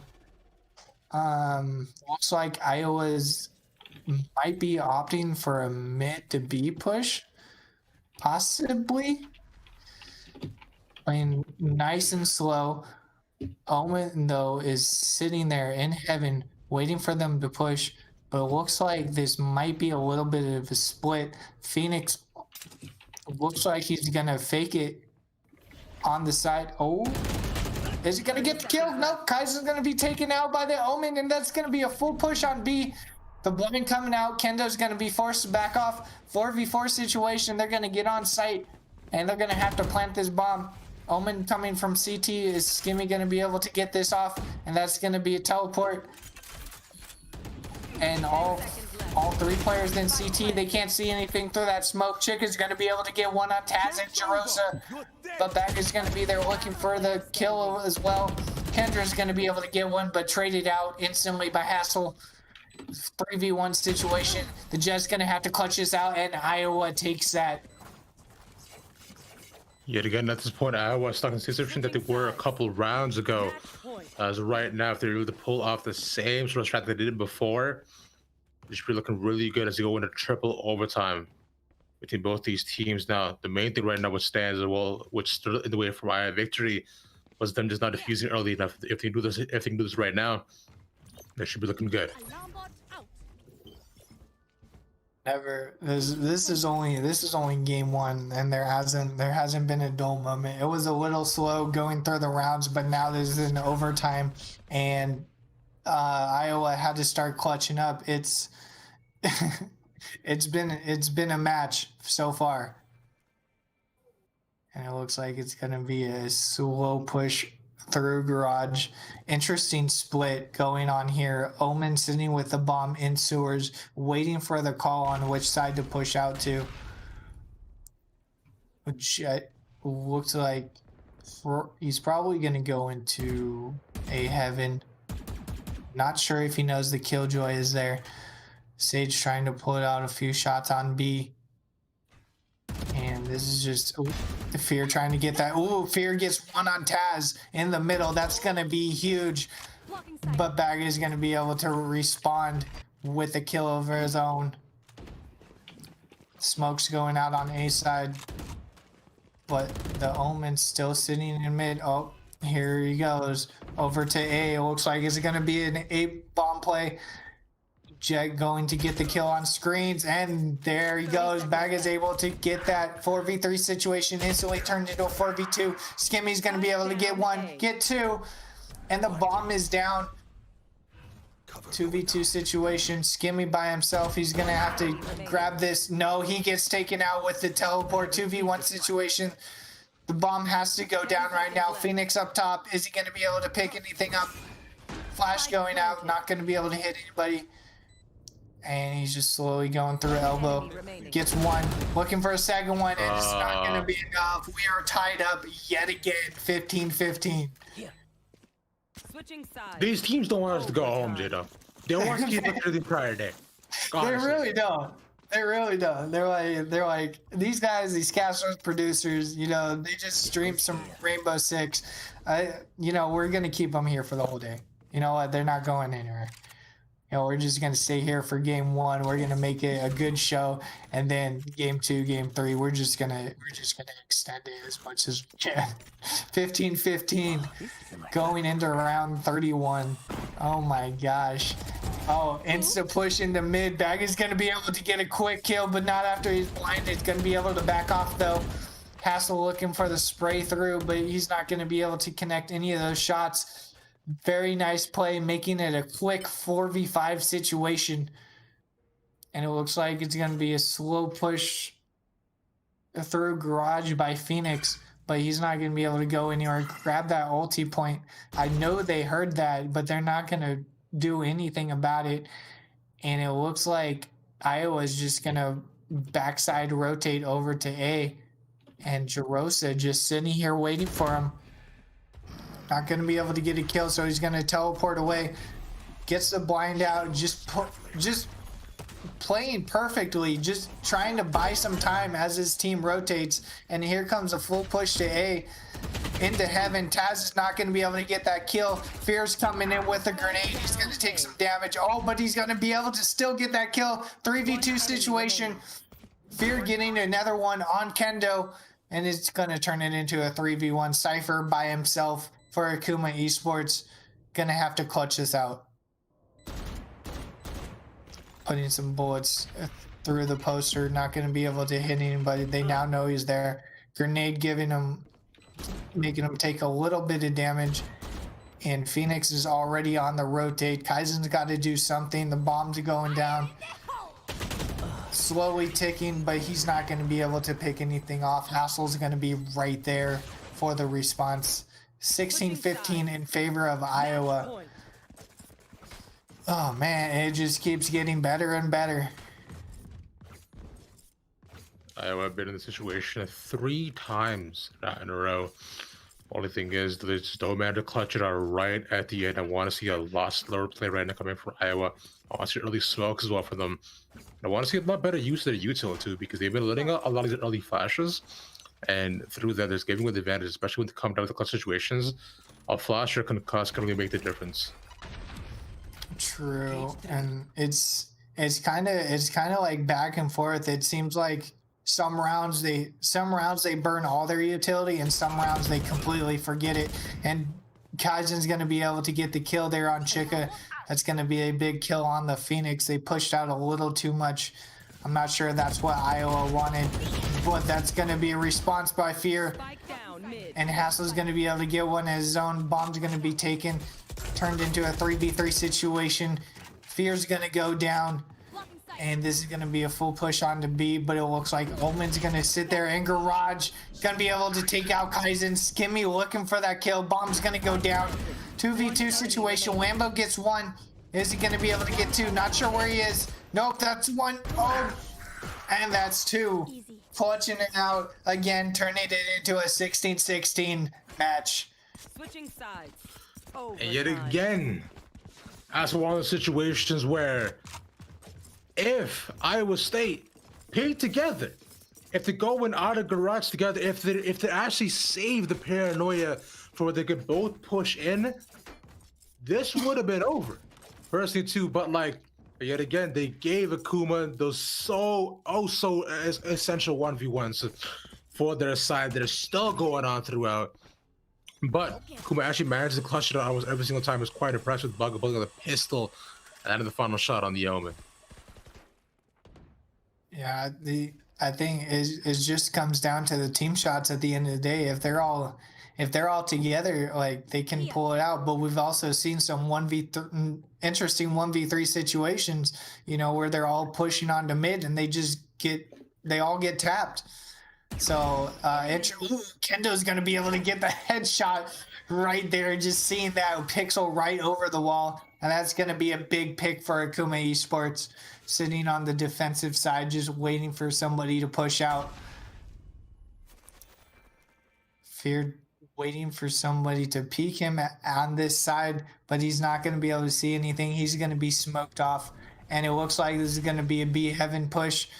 Flash is going out. Jarosa is going to be on the back CT side. Bombs going down. 4v5 situation, and Akuma's on the rotation. Taz not going to be able to connect anything with that. Skimmy going to be on the B side. Ooh, just barely getting away, but he knows people are there. Is Boggy going to be able to know? Oh, he doesn't see him. Skimmy's going to be able to get one. Is he going to be 2, 3? There it is, the 1v3. Skimmy's just sitting there ready to take it. 2v3 situation right now. Bombs down, and they have to retake this. Tab's looking for, gets caught in his utility, and Iowa's gonna take it. Switching sides.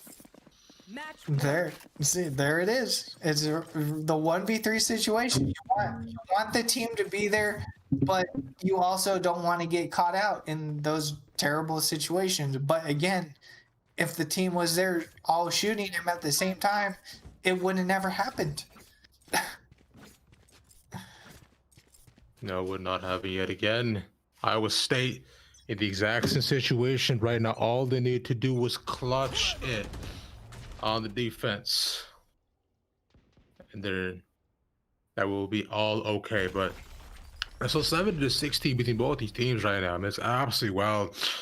As Kuma pull out the same play and the same push that they have, and so many of these rounds to be able to get up. But because all's coming down to right now here, man, is who is able to land better shots and who plays together as a team. And Iowa State so far have not been able to do so because they've been caught out either one time or another, either taking aggressive peeks on different angles that they aren't able to hold down, or even if they do get one, they just get traded. And so that pick almost means nothing at a certain point. So Akuma right now, still in a soft position.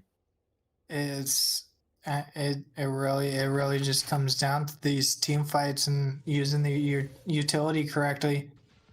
Kendo's sitting there. It looks like it's going to be a Sage Wall cutting off B Heaven site, and it looks like it's going to be a full A push.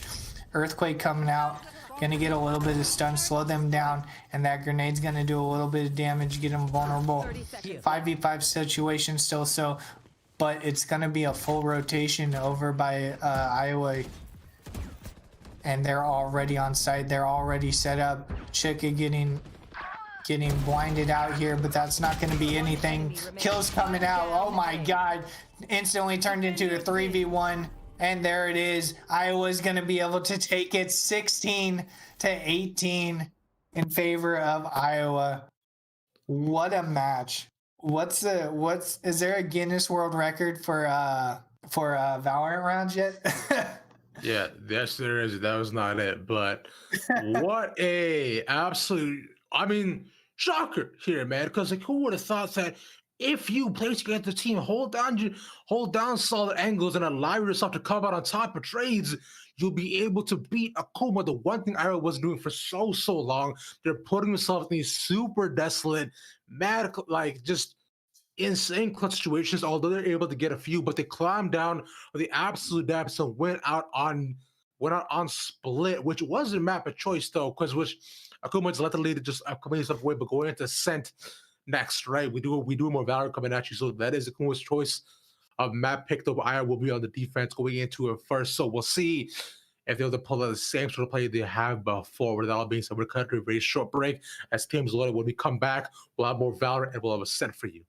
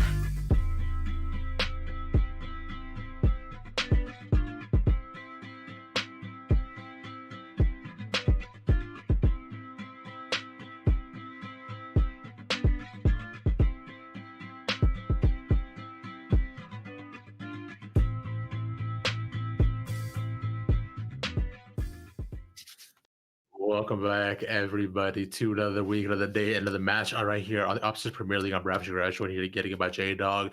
We just saw an absolute bar burner of a game going all the way. I think it was quadruple overtime at this point between Akuma and Iowa State, where Iowa was able to come in off the absolute depths.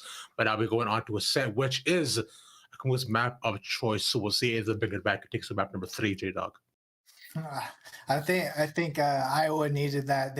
They chose the map. They wanted to show that they were dominant with it, and they came all the way back from that deficit, putting it into overtime multiple times. And now we're just going to see how Akuma wants to do this ascent. They're going to be starting on the attacking side, and I'm excited to see how they respond after last game. Yes, it should be really interesting as you go in.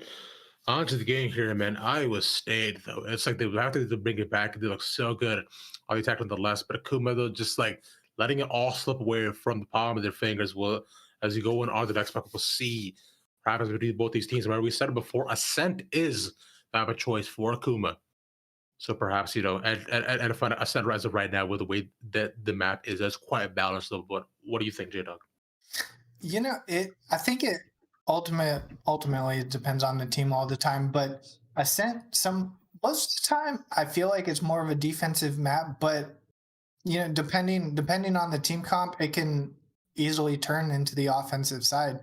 As we saw from Iowa, they were going in very slow and methodical at the beginning.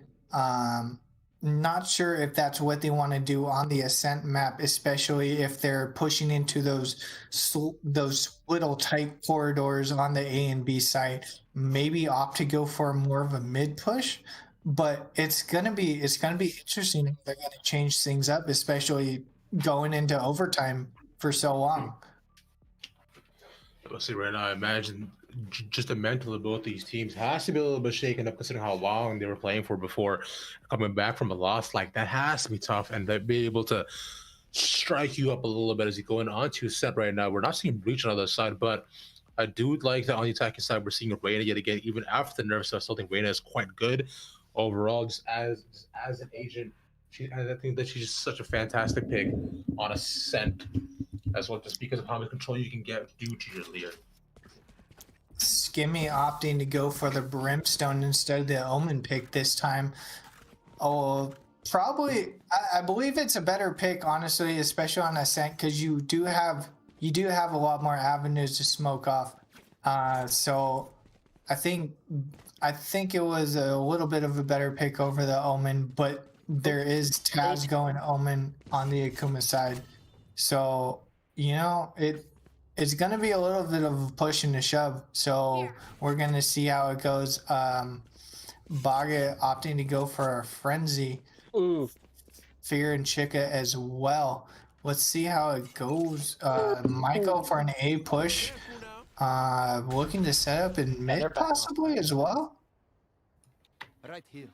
And here we go. Game number 1 on Ascent. 1-0 in favor of Iowa for the series. Let's see how this plays off.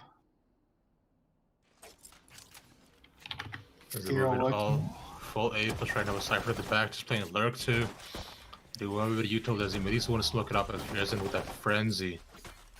Is they have to find a water boy that puts them off him. He causes a rotate to the side of Akuma, though, is look to push him, not the attack. Still Cypher tripwires there.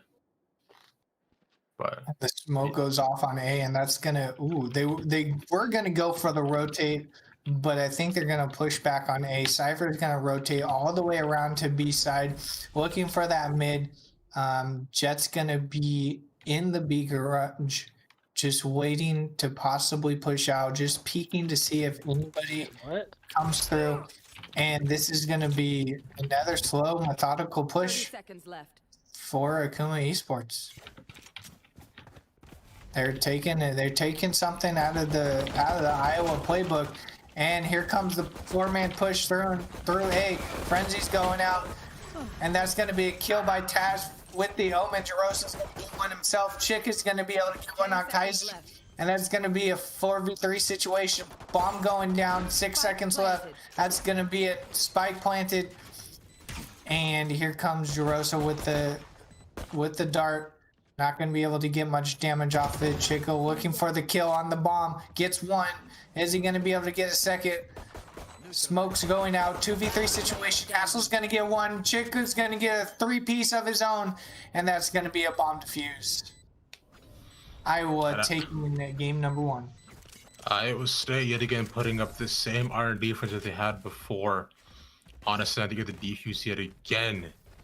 So we saw stuff this time. So yet again, right now, what I want to see out for the side of Iowa is the same sort of slow methodical defense, really good shots that I saw before on split themselves. For the way they're looking so far, but you know, Akuma yet again. Bit more rushes this time because especially as you go in onto the A site, you need to be able to get heavy control for yourself because you can't just sit down in hell if you are to, you know, if you are to actually come on top.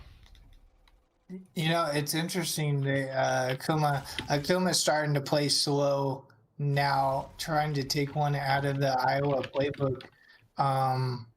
Let's see if this works out for him. Fear didn't go for the Rays, but instead with the Phoenix. Is this smoke going to go out? Is he going to see the Reyna in time?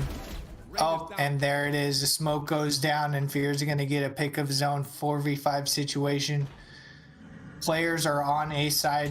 Door goes down, and that's going to be instantly destroyed, but it's going to be smoked off as well. Phoenix is going to be there with a molly. He's going to be forced to back off, and this is 3 players on the A side. Bago looking for kills of his own. Lambo's going to be able to get out one on Kaizen. Fear's going in, gets one on Taz. Baga's going to get one on himself. Skimmy's going to get one, then 2, and defenders take that in favor of Iowa 2-0.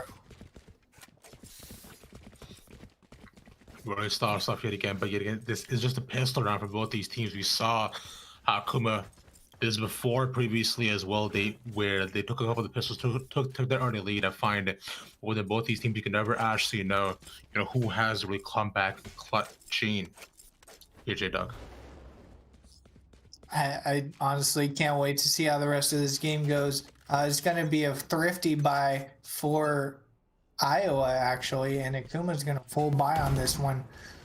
Interesting plays by both of them, and it looks like it's going to be a full B push. Jet going straight on site, but it's going to be Chika in the back corner just waiting to get those quick picks. See if they overextend there. And he's just sitting there waiting for him. He knows they're going to come down. There's one. Baga's going to get one himself. Chika's looking for a second one, but he's not going to be able to get one. Kendra's going to take that. Baga's going to get a 3-piece of his own. 4v1 situation. Fear by himself. Is he going to be able to clutch this out?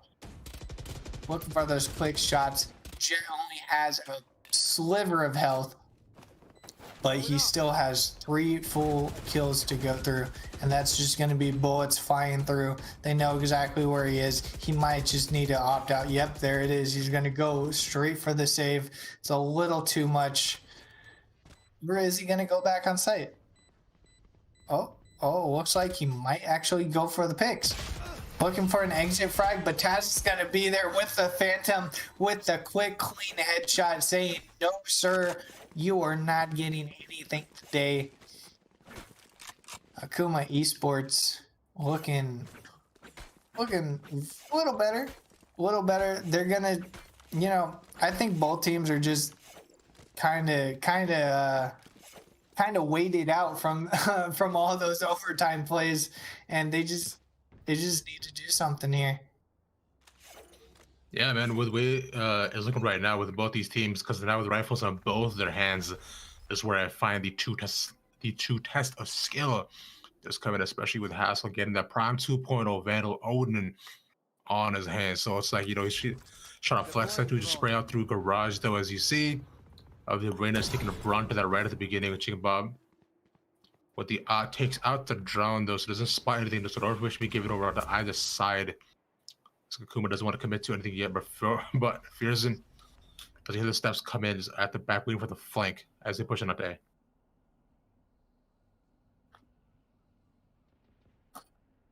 Well, let's see how this goes. Baga is sitting down on the bottom side of B. nobody committing to anything just yet.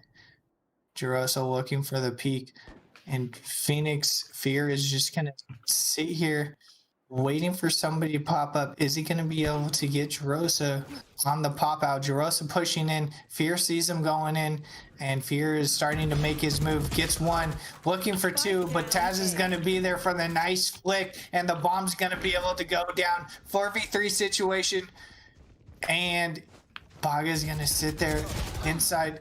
Gets one. But oh no, the bullets aren't going to be able to go through. Sitting there with an Odin, just putting shots down, getting a little bit of damage. 3v2 situation. Kendo looking for a quick kill in trees right now. Oh, and Why are you catches looking away? Jimmy not paying attention.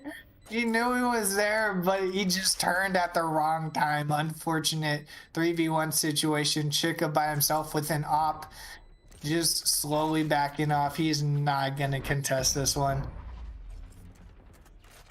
Yeah, I'm gonna stay right now. It's a little bit late to pull the trigger too. You saw that Phoenix was there on the flank as well, but waiting for 2 minutes to go in. You know, Fears and just although got the ultimate off that too, but with second control given over to, that's Iowa State just not checking the corners, man. It's just y'all gotta check, make sure that you guys are okay to actually push these angles, but they're being a little bit lackluster right now. Yeah, that's for sure. But I like how just the play style is switched up. Kuma's just just taking everything back, not pushing too far. And that's gonna be, oh my gosh, and the judge just goes straight in, says Hassel, nope, you're gonna get no information from this, we're just going straight in. As I was just gonna say, everything was starting to slow down, and there they go. 5v3 situation. Lambo's gonna be able to get that kill on Baga, and Fear's gonna be able to get a kill himself. Taz getting that sweet little headshot on Skimmy, turning it into another 3v2 situation. Fear looking for the op plays on the backside, and Bomb is down on B, but nobody's moving. Nobody's moving. What's Lambo backing all the way off to A? Do they think the bomb is planted on A? Or is that just a spectator bug? I am so confused. No, the bomb is indeed planted on B, Amiga. As we'll go off to the side to go for the save instead, yeah, so. I guess they were just going for the huge save. All right, 2-3 situation. I was really confused. It's like, are they not going for this? Are they just gonna let them have it? And they opt to save. They, no pun intended. They opt to save the op. Chica trying to look very dominant with the kills right there. Already 4-2. But Baga on his own already 8-4. On the side of Iowa. Oh, and there it is. Chicken gets the op already. And there's the save. That's what he needed. Fear's not going to be able to get one for his ulti, but that's completely fine. Jeroso looking for somebody in the corner. 5v4 situation. Drone goes out. Able to pick one. Is Sova going to be able to get somebody with his ult, get some damage off, but he's not going to be able to get the kill, looks like. And that's going to be Iowa just slowing it down back in mid, trying to regain everything. A little bit of an earthquake there, not going to really do anything. It's just slowing down, resetting everything, getting ready for a push. And it looks like Taz is possibly going to take this B. Kaizen putting down some shots, takes a little bit of damage himself. Not what he wanted on that push, but it looks like this is going to be a full rotate to be Skimmy sitting on the backside. Puts out the molly. That's gonna let them rotate over. And Fear's just gonna already be there on C, and They're sitting there waiting. They're ready. The blind comes out. There goes the smoke. Fear can't see anything, but he does get one. Can't get the other. Kendra's going to be able to get the double right there. And Taz goes down with the bomb. 3v3 situation. Kendra looking, dodging all those shots. And he's going to be taken out, unfortunately. 2v2. Guys is going to get one. Lambo's going to get one. And Taz is going to respawn. He's going to teleport back. 1v1 situation. Oh, and the flick by Lambo to secure it. But that's not going to be enough. Is it? I can't hear the bomb. Oh, no. He definitely has time. Definitely has time. Lambo's going to be able to take that, making this a 3-3 match Right there. in favor of Iowa. Really start stuff on the side of Iowa as after 2 rounds saved, though they lost a couple, but they're able to bring one back. That op is doing so much work here for Chicken Bob too, and they can continue to get to big opening picks. They're going to be perfectly fine here, J-Dog. That was probably actually one of the slowest rounds that we've seen like since the beginning of last game, honestly. And you know, it almost worked out. It almost did. But the trades were coming out. The team shooting was looking very nice. Chico looking for another op kill, but he's gonna be smoked off real quick. Oh my gosh, almost gets one in catwalk. But Kendra's going to be able to push in, and that's the op going down. That's going to be a big deficit right there. Kendra looking for the blind. Kendo looking for the blind. I don't know why I keep saying Kendra. Castle with the ulti. Going to get a little bit of damage. Oh, that's going to be big, and that's going to be a Bucky shot by Skimmy. Looking very nice. Kendo looking on the backside, waiting for the rotation. And Taz just looking for this cheeky shot. Still has the bomb. Still haven't committed to his site. Lambo gonna be here. Gets one. Gets two. He's gonna be blinded, but he says that doesn't mean anything. I already saw you. I know where you're going. Jarosa in a 1v3 situation. He has to grab bomb and he has to plant it.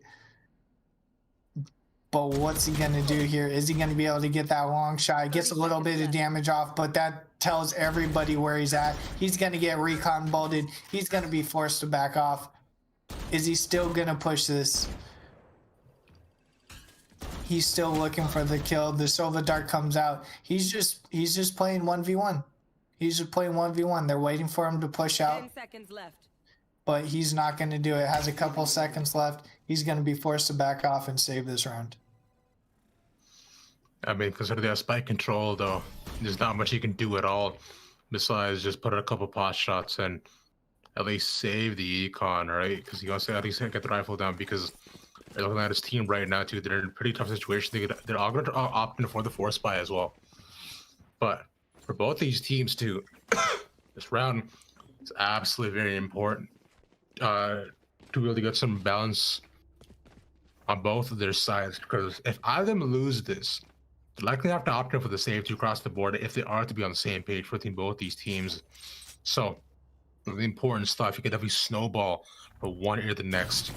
And Iowa State, since they already have the first round, they have the 1 round lead to get this and to get the next. Ooh, they'll be looking really good. Chicken Bob sees the hand of Cypher, gets the shot, and he goes to the peak, man. And that was really clutch right there too, because since they had so much time, Skimmy was able to grab that op for him and just gave it back to him. He didn't even have to buy it himself, so that's going to be a huge econ advantage for them. 4v5 situation in favor of Iowa, and it's going to be another slow, methodical push here. Looks like it might be on the B side. Kendo looking for that peak. Taz throwing out smokes, and this is going to be a jet pushes in. Rain is pushing in. Baga gets one. Kendra gets one. And there it goes. Chica's going to get a shorty kill of his own. But is he going to be taken out? Oh, he's going to be taken out by the electro. One enemy remaining. Bolt. By that shot dart, 30 yeah. seconds left. Yeah, shut that. That's where I was going. 1v2 situation. Baga sitting by himself on the B site. again, gotta grab this bomb. Gotta plant something, but they're sitting on it, they're waiting, and there's the flash, and Baga's not gonna be able to do it. Fear's gonna pick up a 3K for that round. 5-3 situation in favor of Iowa. Actually, consider right now with Akuma actually losing a round too, it's just because considering for the past couple rounds that are actually been saving the rifles here and there. So right now, with the way I'm looking at it, they do have to opt in for light shield, so they can opt in for heavies, and a couple of them actually brought the Guardians too. But I think full shields could be quite tough, though. But still, rifles for both these teams is immediately going to cuss down on the A main. Troy's gonna go for a really aggressive peek at the side, finds one, gallops a spike too, gets him. It's an immediate open and pick, op shot down, barely doesn't get the opposing jet, but good opening pick by Iowa. Able to get out of that. Very nice play. Frozen's gonna pick up a second one, making this a 5v3 situation. Chico looking for that peek. Oh my god, but Kaz is gonna take him out. Very nice headshot, but he's going to be traded out by Hassel. 4v2 situation. Smoke's going down. Kendo looking for that quick kill. Oh, just a little bit too much of a peek. Skimmy's going to be able to take that. Sky Kaizen by himself in a 1v4 situation. Is he going to... Oh, didn't know. Fear was there, wasn't ready, and he just takes a shot to the back of the head. 6-3 in favor of Iowa Esports. This is looking fantastic. Iowa not on their map, but they're ready to show that they're dominant after last game. We don't need the map pick, we just need to slay out. And now Akuma have to opt in for the save too. This is where they enter the dangerous territory of enter the back and forth ping pong economy. Because if they're not able to pick up this round and the next, they'll be going back and forth within saving and not. So Akuma right now, this could be a crucial round of getting a thrifty. Exactly what they need. As they set up getting in for a full push around A, but nobody's there. Jets around heaven. Doesn't spot out anybody with the drone, with the drone, so they should push in, but the op is there waiting for the one to peek, an immediate shot down to get down Bugger. That's all down from him as well. It's a second. Doesn't go for the double peek as they push it on A. There it is. That's the one kill. Oh my gosh, she could have gotten the blind kill there. Still looking through the smoke, trying to see if anybody comes through, but they might opt to back off. Hendo with a nice kill, making this a 4v4 situation. Oh my gosh, they're ready. They're not it looks like this might actually be a B rotate now that I was going to say something about it. Going all the way out, smoke's coming out, going to CT. Phoenix in the backside of B though. Oh, Omen's gonna smoke all the way in the backside of B. Oh, but he's able to take out Fear. That's a big play right there. 4v3 situation, and the bomb goes down. Chica in his ulti. Smoke's going down, going into sight. Gonna be able to get that kill on Jarosa. Is he gonna be able to get a second one on Kendo? Yes, he is. 3-piece, 4-piece. But unfortunately taken out. But Hassel's gonna be able to trade that out for the defuse. Doesn't get the Yates though, but still looks cool while doing it at the end. Doesn't spot the guy all the way at the back in Boathouse either. But man, Iowa State on a 7-3 right now within. There's absolutely solid ironclad defense. I said it before, we'll say it again here. They look so good as of right now, and Akuma is falling apart at the seams. They're blind peeking in for so many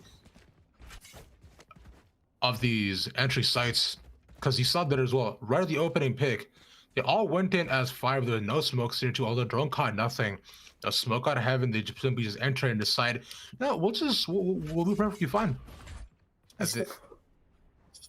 Exactly.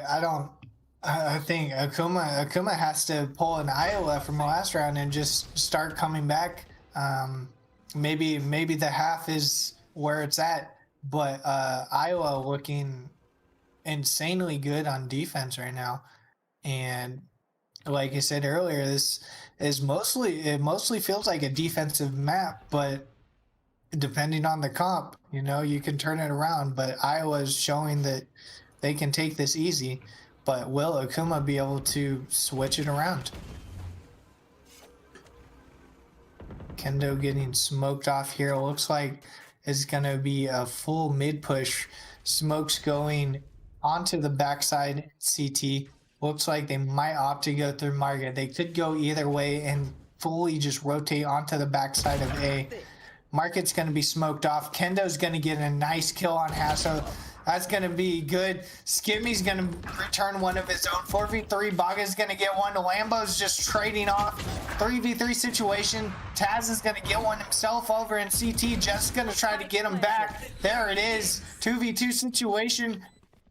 Chica looking for another kill there. Oh, peeks a little too late. Kendo's going to be there. Gets the vanish. Skimmy looking for the 1v2. Oh, and there's the team shot that they needed. Akuma takes that round. 7-4 in favor of Iowa. Good investment of the Empress too by Kendoza to clutch that out, just doing so much work for themselves. And Iowa State are falling back a bit to the patterns that we saw before from that right now. But this being the last round before the switch, bringing this 8-4, which you saw before for Iowa, it's kind of flipped around. Would it be too bad for Akuma? Are they able to come on top with these pistols and possibly claw the way back? But right now for Iowa State, yet again, they need to be moving together and peaking together as a team, man. Especially when they're contesting a raid with the Empress. See, that's exactly what Akuma needed right there. It's just the team fights, knowing when to peek, calling it out. I'm peeking, you're peeking. We know where this guy is. Let's do it.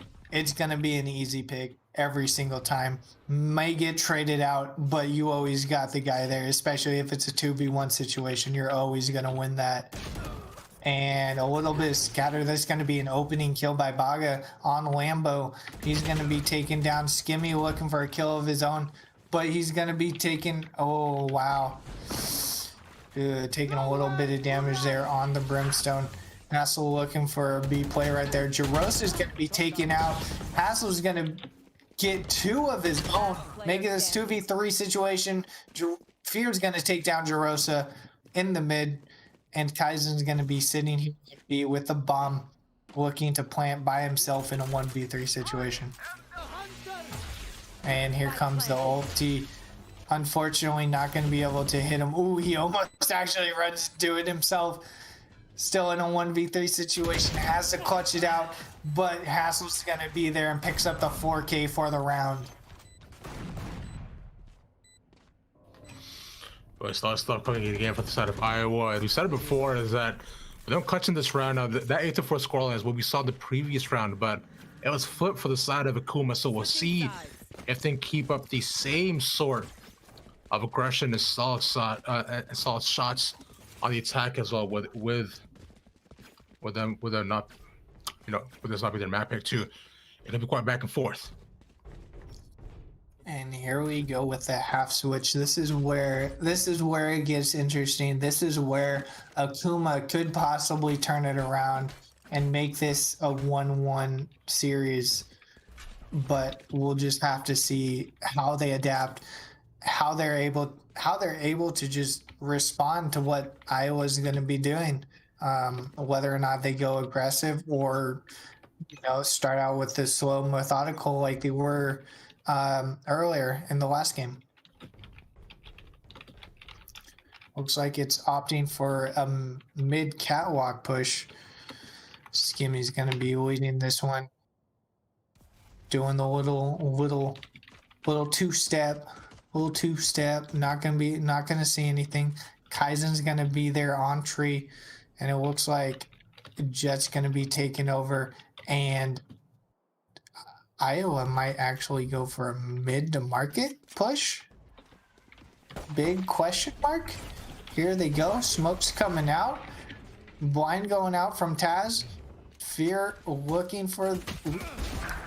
Oh, Fear gets one himself. Kaizen's going to be able to tie that up. Oh, and Fear gets taken out. Jarosa's going to get a kill as well as Taz on Skimmy, making this a quick 4v1 situation in favor of Akuma.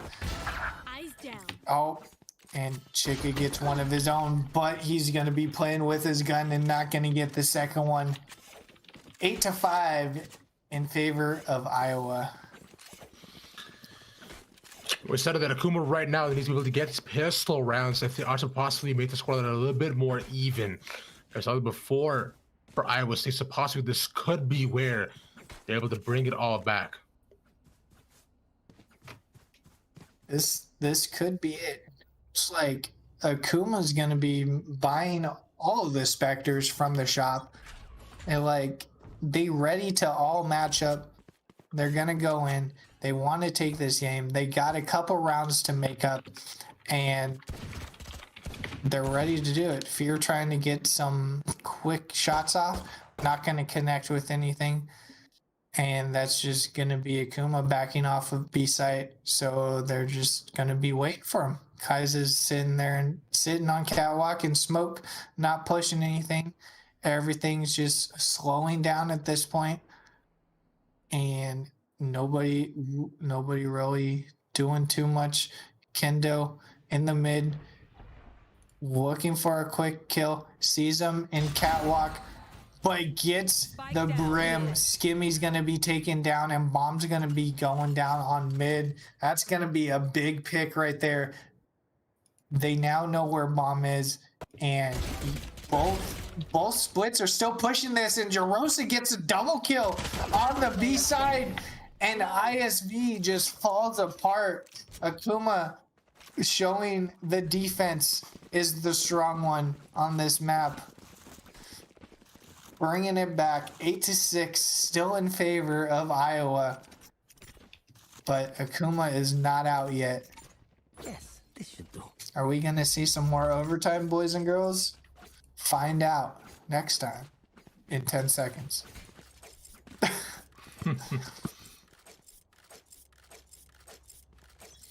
Next time being, yeah, like you mentioned, just right away within the next round. Exactly. Next round. And here we go. Oh, Fear's gonna be seen as well as he's gonna get electro darted. Bag is gonna be able to get that kill. Why do I keep calling it electro dart? I don't know. Chick is gonna be on the garage side looking for a quick pick. Going with that full rotation, doesn't see anybody, but there is still two on B. The bomb is down on the backside of B. Just not showing any of that information on where it's gone. Looks like Iowa's just trying to get these picks right now, and before they push on anything too far, Skimmy sitting in smoke, possibly waiting for a kill. Knows there might be an omen there, and there goes the smoke. Skimmy's forced to back off. Not sure if he knows omen's on that generator or not. Oh, and Kaizen's gonna get that kill on Chigus. Skimmy's gonna respawn with the kill on Taz. Smoke's going down, and it looks like it's gonna be an A play. 3 players going into A site. Jet's gonna be coming in up top, going through the smoke. Bomb's going down. Ooh, gets a little bit of damage, but not enough. Jarosa going through. 2 on top, 2 coming into tree, and that's gonna be a little damage from the shock dart.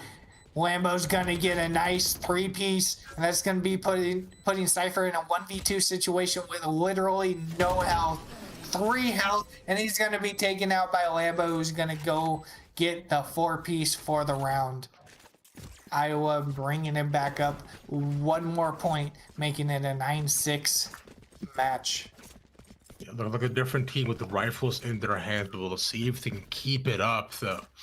As a real main question for the side of Iowa. I'm just to see what more the slow play looks like for them, because we've seen them try to go for a lot more of these fast pushes, but we've seen when they're able to take a step back and let Akuma come to them, things do go a lot better. And Akuma you have a tendency to just possibly just take a lot more aggressive peeks, as like right now, you're going out through A main. Yeah, that was interesting. That was almost bad. Jet's gonna go straight on site, gonna be taken out by Taz. Kaiser's gonna get one of his own, but not before being taken out. Fear's gonna get one. Lambo's gonna get one as well. Bag is coming in. Fear looking for the peak, but he's gonna be taken out by Bag as well. And that's gonna be another one for Akuma Esports, making this a 9-7. They're not done yet. They're saying it's willing to come back. The economy is there. The guns are there. the utility is there, but they both just they need to win the gunfights. They need to get the team fights. They just need to capitalize.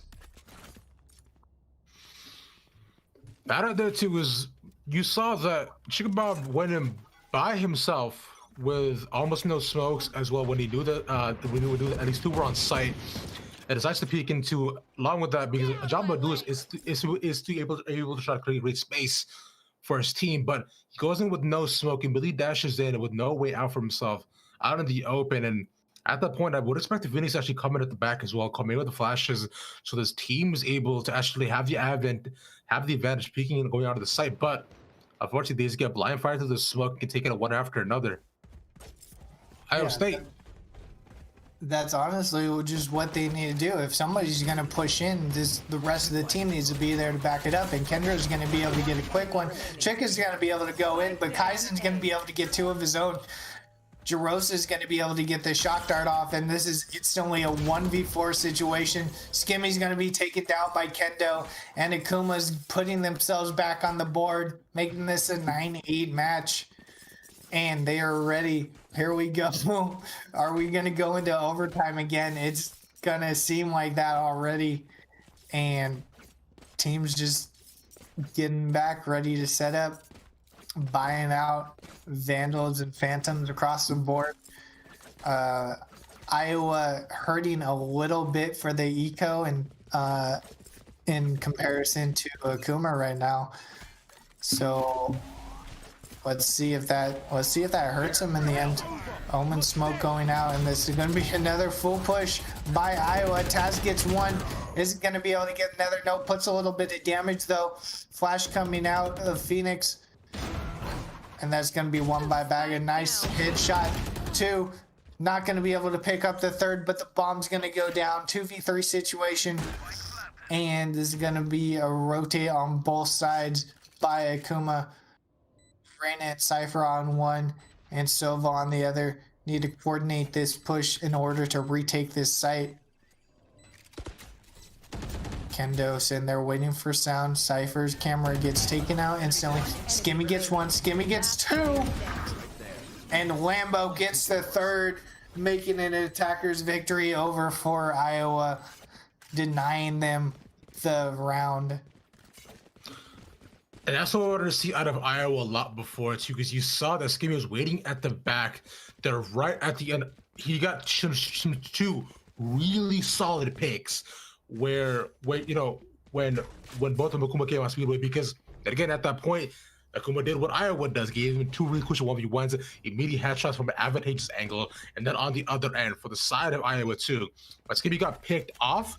You saw Lambo waiting for the peak. He knew where he was. It was on the trade, which is really good stuff out of Iowa. I want to see a lot more, but yet again at the beginning, Iowa pushing it with no smokes. They push the paranoia. They have flashes on their end, but there's not using it to their advantage. They get picked off. Like they don't have to put themselves in desperate positions as Rose will likely die. Yeah. Unfortunate. I was just about to say there's 4 ultimates on the side of Akuma, and one gets a kill from Sova. Very nice trade there, making this a 4v5 situation in favor of Akuma. B-side being, what a nice spray by Kaizen. He's going to be able to get that off, making this a 5v3 situation. But it looks like Iowa's still opting to rotate to B, and Akuma's possibly going to be ready for it. Reina coming in on the backside of mid. They need to push this out, otherwise they're going to be caught. And there they go on the backside of B, ready for the plant. Skimmy's putting it down, but is it going to be enough? Yep, he gets the bomb down. Akuma just playing a little passive, waiting for everything to go out, getting some information. And that dart's unfortunately not going to get anything. Iowa sitting in the backside. Hassel going to get one, but he's going to be taken out by Kendo. Is Skinning going to get it? Oh, he gets one himself, but he's going to be taken out by Jarosa, and that's going to be a defuse. Heck yeah, man. They just keep playing back and forth. They want to make sure they want to go for another overtime situation. Yeah, J-Dog, but we'll see as it gets closer and closer with both these teams. Right now, Iowa 2, they don't have the money to full, but I think they have to opt for the save, which means Akuma, if they win this round, they can pull it back and make it even. Going into round 20, this is another one for the books right here. Baga opting for the op, and it's just Iowa just opting to save for this round, possibly. Yeah. Well, yeah, they don't have the economy to actually full buy at all, right? Because looking at it, so they will have to save. Yeah. So they're just gonna save. Hopefully, get as many picks as they can this round, and bring it back, push it into overtime if they absolutely have to. And Iowa just playing passive on the attacking side right now. Everybody's just kind of setting up, trying to get angles. Ooh, that's gonna be a nice pick from Fear. But does he know the omen's there? The wall goes out. He's going to be able to cross that over. Looking for a camera. Taz looking for a spray, but not going to be able to connect with anything. Gets seen by the dart, but that's fine because Phoenix is going to back off, getting that quick kill. 4v5 situation in favor of Iowa. And it looks like it's going to be a full rotate over to the B side. Drone going out. Not able to see anyone. Not going to go far enough to see that jet. 30 seconds And left. they're just going to fake it. They're just faking it and going all the way A. Very nice play. Looks like they should be able to get this bomb down. Cypher's going to be there already. Hopefully he's not making too much noise. I think he knows Brimstone sitting right there. There's the flash. Gets a little spray. Puts a little bit of damage down, but that's not going to be enough. Plant's going to go down. And this is going to be another interesting 4v5 situation. 3 players in heaven right now. They need to push out. Gets flash. They're just getting hit by utility. Fear gets a kill on Baga. Unfortunate flash. Not going to be able to do anything. It's one of his own as well. And there it goes. Jarosa and Taz responding, making it a 2v3 situation, but Lambo's going to be there to take him out. Jarosa's going to be there for the response. 1v2 situation with 20 health. He's going to go for the defuse, and Skimmy's going to be right there. Unfortunate. Iowa taking it up 11-9, making this match point ready. Not ready to go into overtime. One way from match point. Yeah, we're definitely almost there for sure. But Iowa State yet again, man, they're on the save that round 2. So the fact they're able to bring it back is absolutely phenomenal. But now on the other end, Akuma will have to go for the broken buy. They do have the Empress as well. So you saw before how they're able to clutch up an absolutely massive round previously. So I would like to see them also use that at the beginning, but Chikabag wasn't opted for the op as well. So big opening pick could be the turning tides for Iowa State as they push in 2 through A main 3. That's gonna be a big one there. Chico now has his op in hand. That's really dangerous for the side of Akuma. Let's see if he can get any picks off of it. It's gonna be a interesting little split push right there. Looks like Breach is opting to rotate all the way to B side.